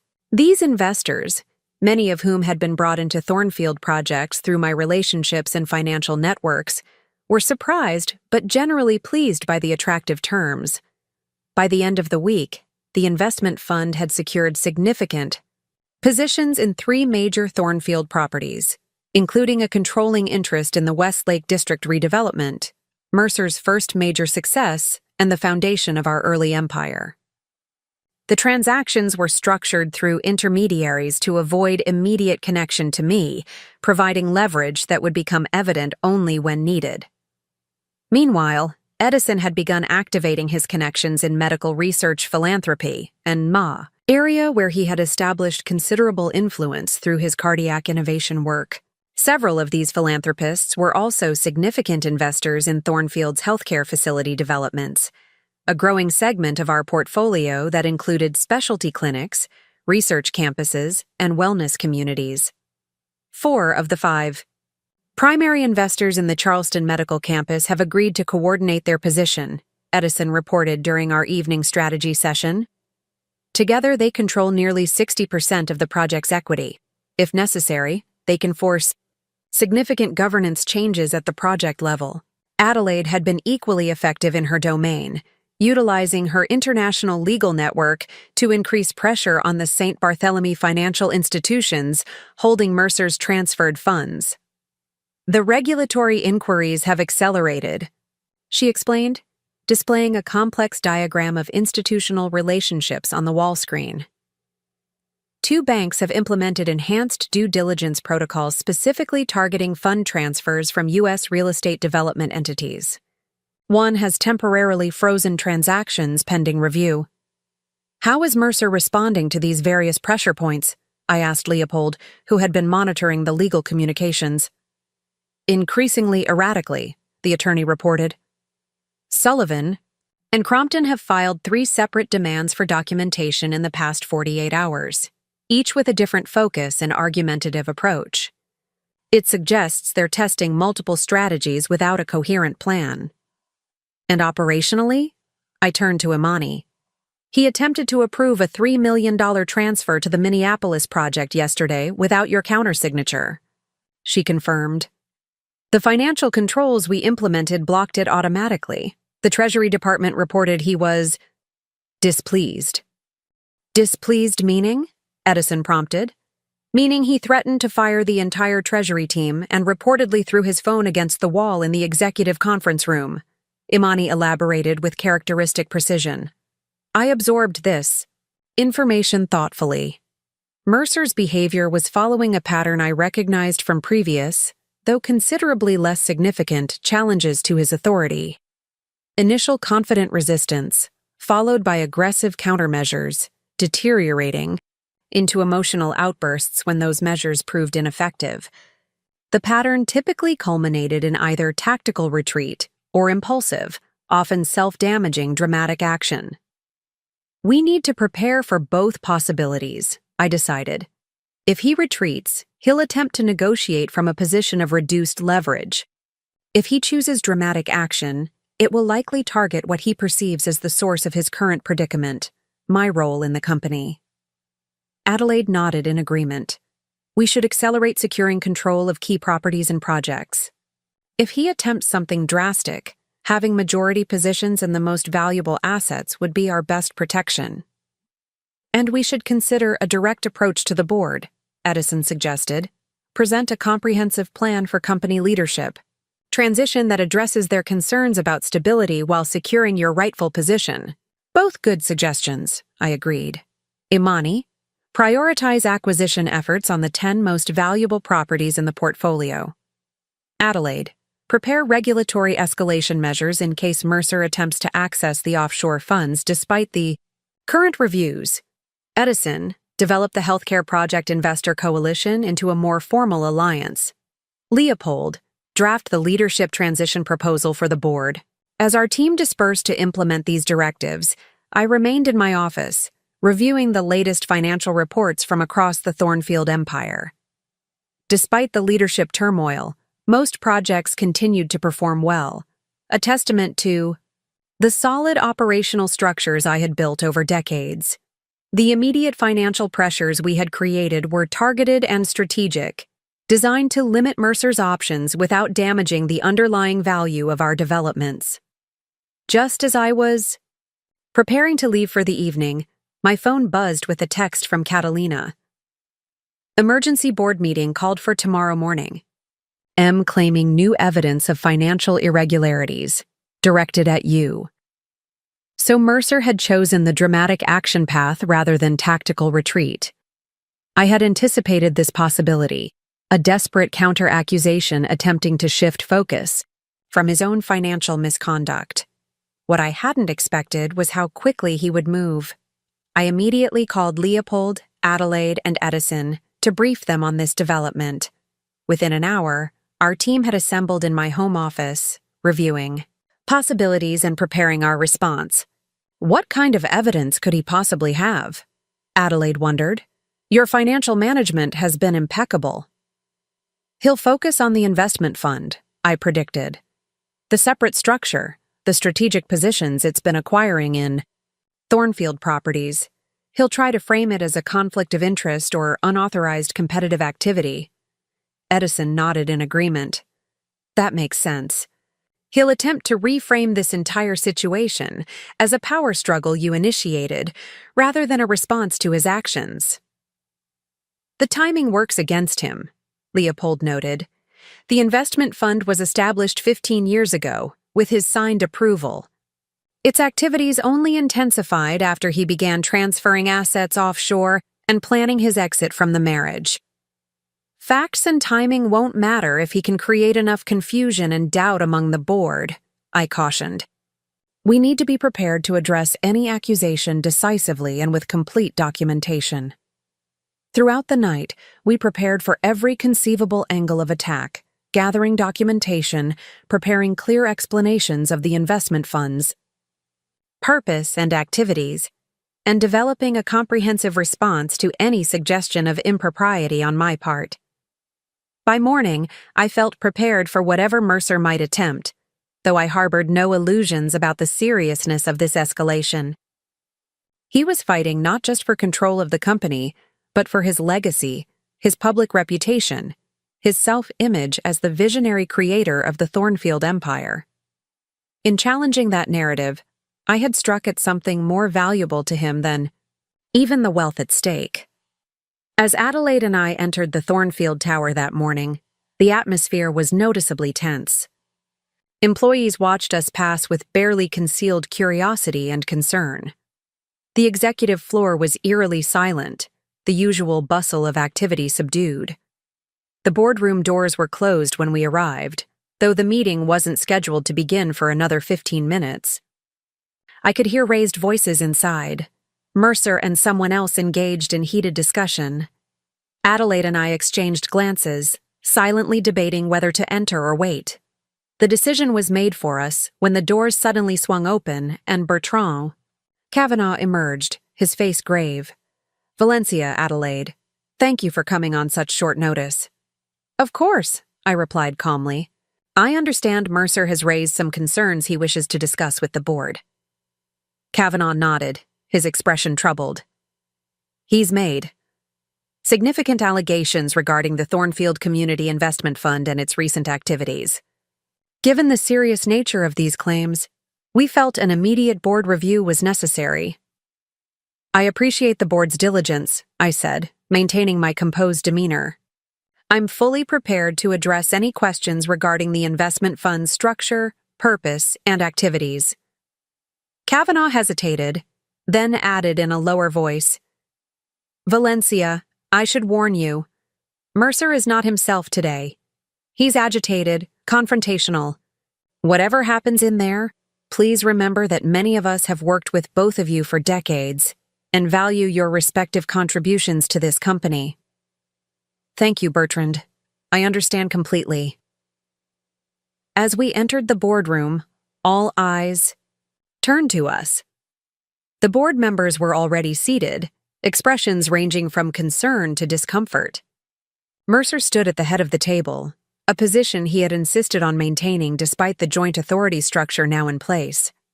Beside him was a thin, sharp-featured man I recognized as Winston Crompton, the most aggressive partner at Sullivan and Crompton.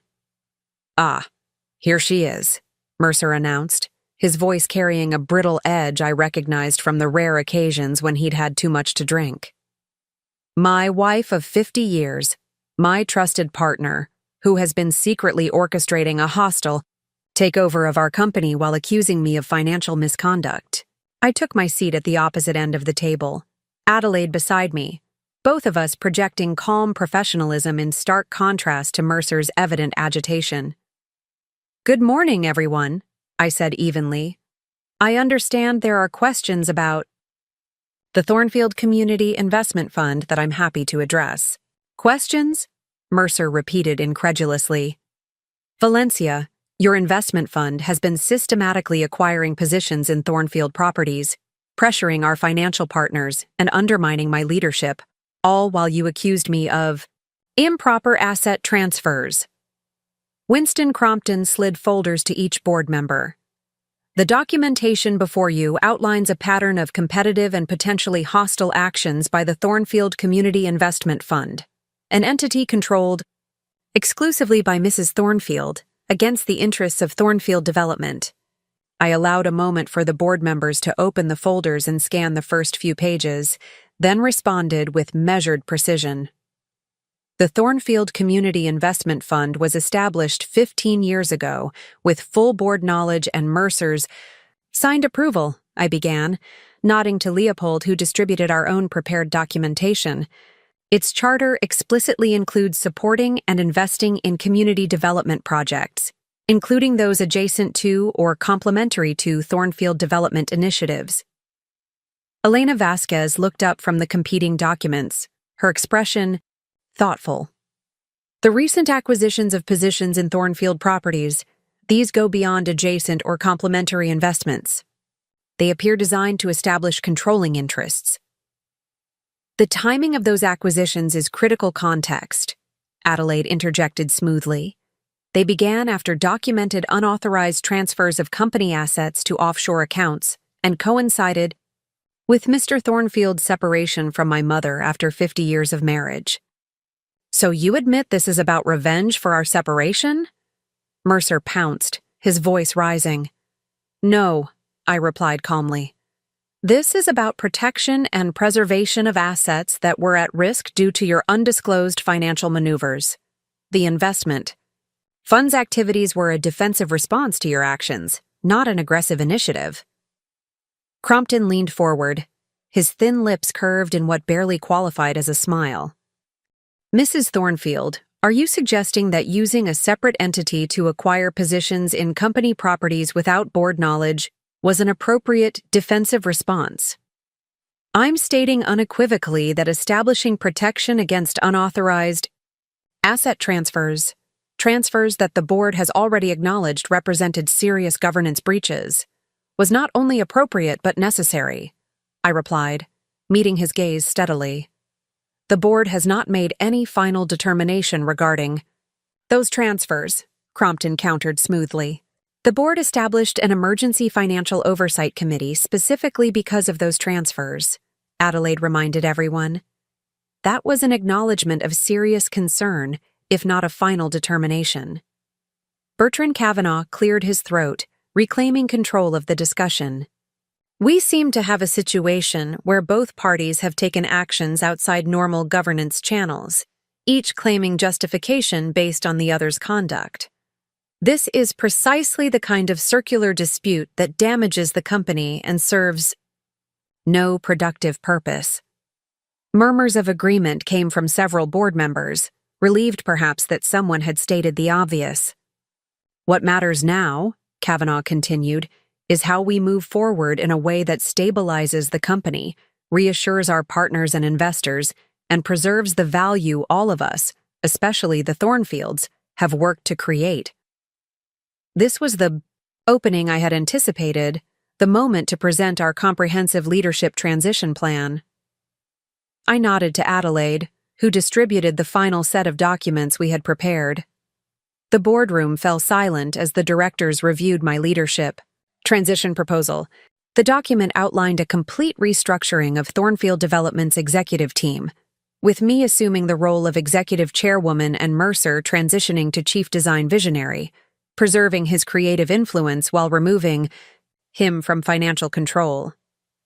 This isn't a transition plan. This is a coup, Winston Crompton said, his voice sharp with disdain.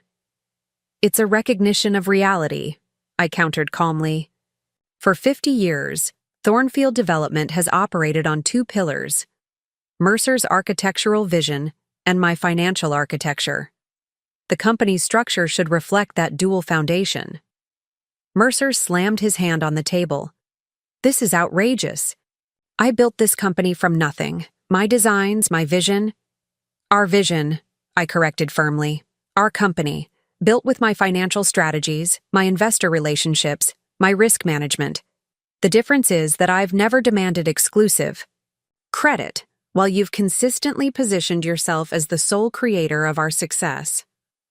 After heated debate, the board voted to establish a 30-day evaluation period for the proposed restructuring. During that time, the Emergency Financial Oversight Committee would continue to exercise joint authority over major financial decisions. That evening, I received an urgent call from Bertrand Kavanaugh. Valencia, Mercer has reached out to Arcadia Partners about a potential sale of his interests in Thornfield Development. My blood ran cold.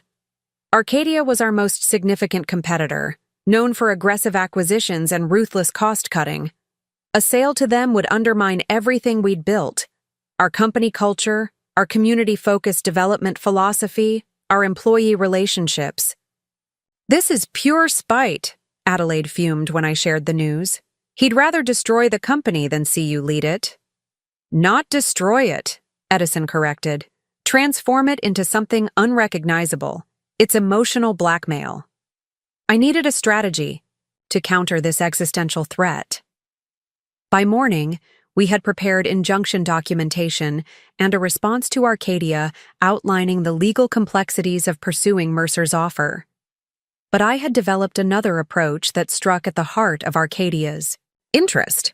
After securing approval from the board's executive committee, Thornfield Development announced the creation of a design innovation division, headed by Xavier Martinez, Layla Washington, and Raj Patel, 3 senior architects who had worked alongside Mercer for decades while receiving fraction of his recognition despite their significant contributions. The announcement was carefully crafted to honor Mercer's historical contributions while establishing Thornfield's design capabilities as institutional rather than dependent on a single visionary. The financial markets responded positively, with our stock price rising 3% by lunchtime. Harrison Wellington of Arcadia called Kavanaugh directly, inquiring about the timing of the announcement and its relationship to Mercer's overture.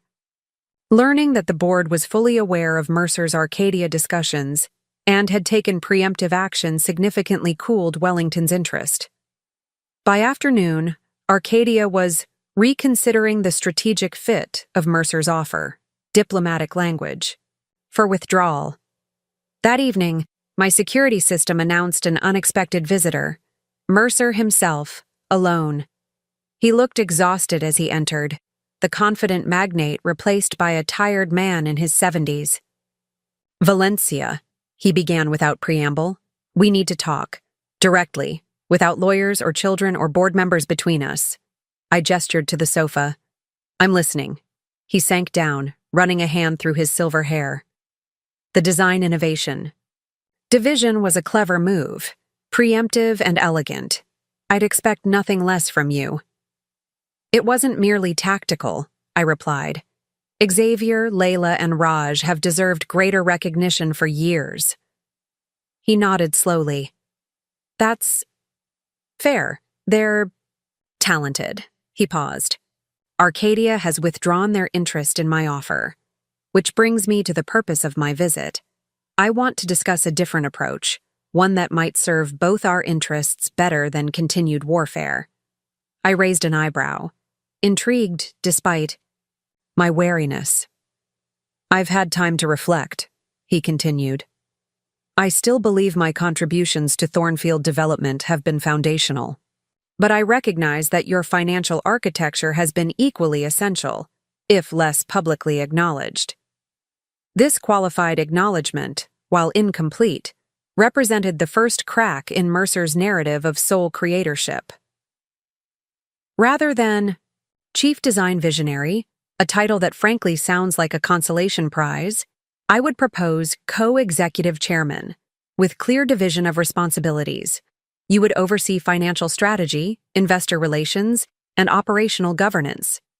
I would maintain authority over design direction, client relationships, and brand positioning. It was a significant shift from his previous stance. offering genuine shared leadership rather than merely symbolic recognition of my contributions. And the St. Barthélemy accounts? I asked directly. The $65 million transferred without proper authorization? His expression tightened. Those funds would be repatriated to the company with appropriate governance oversight. A necessary gesture of good faith, I recognize. And Catalina's position? A flash of discomfort crossed his features. Catalina's professional capabilities remain valuable to the company. Her personal relationship with me is a separate matter. I studied him carefully. Why now, Mercer? What's changed since you walked out our door with your Burberry luggage while Catalina waited in the Tesla? He flinched slightly. Several things have changed. The board's response to your leadership proposal was more favorable than I anticipated. The Design Innovation Initiative demonstrated institutional capability beyond my personal contribution. And he hesitated. Certain personal realizations have occurred. Personal realizations, I repeated neutrally. Would these have anything to do with Catalina's increasing disillusionment with your behavior since returning from St. Barthélemy? His head snapped up in surprise. You've spoken with Catalina. She's reached out several times, I confirmed. Initially to express concern about your potentially self-destructive actions. More recently to share information about your Arcadia overture. Mercer's expression cycled through shock, anger, and finally resignation. Yes, Catalina and I have experienced what might diplomatically be called adjustment difficulties since returning. The relationship has proven more complex in the context of real-world pressures. Translation: the romance was already faltering, adding to his motivation for seeking resolution. This context was valuable for assessing the sustainability of any agreement we might reach. I'm open to discussing a negotiated leadership structure, I said carefully. However, any such arrangement must include complete financial transparency, full repatriation of transferred assets, and genuine shared authority, not merely the appearance of partnership with hidden power imbalances. Over the next 2 weeks, Leopold worked directly with Mercer's attorneys to draft a comprehensive leadership agreement. The resulting framework preserved the executive chairwoman position for me while creating a parallel creative chairman role for Mercer, with clearly defined authorities and joint approval requirements for strategic decisions. Most importantly, the agreement included mandatory repatriation of all offshore funds, comprehensive financial transparency protocols, and formal acknowledgement of our respective contributions to building the Thornfield empire. When we met again, to review the final draft, Mercer seemed different, contemplative rather than defensive. These past weeks have been educational, he said finally. Seeing the company through others' eyes has clarified certain realities I had perhaps chosen not to examine too closely over the years. What realities? I prompted. That my architectural vision, while genuinely valuable, was never sufficient on its own. That the financial architecture you created was not merely supportive, but foundational. That the empire we built truly was a partnership, even if I claimed disproportionate credit. He met my gaze directly. I owe you an acknowledgement of that reality, and an apology for failing to recognize it properly throughout our 50 years together. The admission was unexpected, almost disorienting in its sincerity. For decades, I had been content to stand in Mercer's shadow. But hearing him finally acknowledge the truth of our partnership affected me more deeply than I had anticipated. Thank you, I said simply. That recognition matters. And Catalina? I asked, still relevant to assessing our new arrangement's stability. Catalina has accepted a position in Chicago, he replied. She'll be leaving Thornfield at the end of the month. Our personal relationship has concluded. So the romance that had ended our 50-year marriage had itself ended within weeks. I felt no vindication, only sadness for the unnecessary disruption to so many lives. I hope she finds fulfillment in her new role, I said neutrally. Mercer studied me with a hint of wonder. Your composure remains remarkable, Valencia. Even now you can speak generously about the woman I left you for after 50 years of marriage. Catalina was a catalyst, not the cause, I replied. Our marriage had fundamental imbalances long before she entered the picture. Perhaps this outcome was inevitable once I decided to stop accepting those imbalances. The board unanimously approved our leadership framework the following day. The press waited outside Thornfield Tower after the announcement. For the first time in 50 years, I stood beside rather than behind Mercer at a company milestone, my contribution acknowledged explicitly. Thornfield development has always rested on two foundational pillars, Mercer told the journalists. My architectural vision and Valencia's financial architecture. Today, our leadership structure finally reflects that reality. A reporter directed her question to me. Mrs. Thornfield, after 50 years largely out of the public eye, how does it feel to step into this more visible leadership role? I've never sought public recognition, I replied. But proper acknowledgement of contributions matters, not just for me personally, but for the next generation of financial architects who deserve to see their work valued equally alongside creative design. Another journalist raised the inevitable question. Given your recent separation after 50 years of marriage, how will this joint leadership structure function practically? Professional partnership doesn't require personal intimacy, I answered. Only shared vision, mutual respect, and appropriate governance structures, all of which are now formally established. As we stepped away from the microphones, Mercer leaned slightly closer. You were always meant to stand in this position, equal, acknowledged, respected. I regret that it took these circumstances to make that reality visible. I met his gaze steadily. Better late than never, Mercer. 3 years have passed since that press conference. Thornfield and Thornfield Development, as we renamed the company, has thrived under our joint leadership structure. The Design Innovation Division has produced some of our most celebrated projects, while my financial strategies have expanded our portfolio into emerging markets and sustainable development sectors. Mercer and I maintain a cordial professional relationship, focused exclusively on the company's interests. We never reconciled personally. Some betrayals run too deep for genuine restoration. He lives alone in a modern apartment overlooking the harbor, while I remain in our former home, now truly mine in both name and spirit.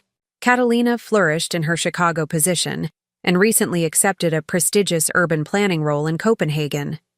She and I exchange occasional professional correspondence, having developed an unexpected mutual respect. She was young and ambitious. Mercer was charming and powerful. Their relationship was predictable, if ill-fated.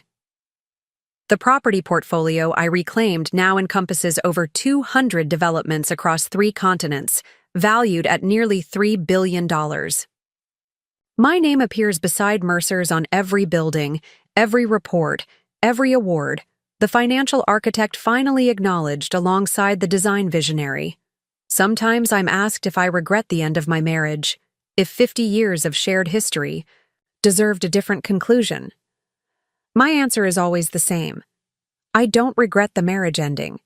I regret that it took ending the marriage to achieve the recognition and respect I earned through 5 decades of partnership. Every morning, I walk through the atrium of Thornfield Tower, passing the newly installed dual portraits, Mercer with his architectural plans, me with my financial projections, equal in size, equal in prominence, equal in acknowledgement of contribution. Not revenge, but correction. Not destruction, but reclamation. Every property, every investment, every brick and beam, finally under the proper shared attribution. Up. Next, you've got 2 more standout stories right on your screen. If this one hit the mark, you won't want to pass these up. Just click and check them out.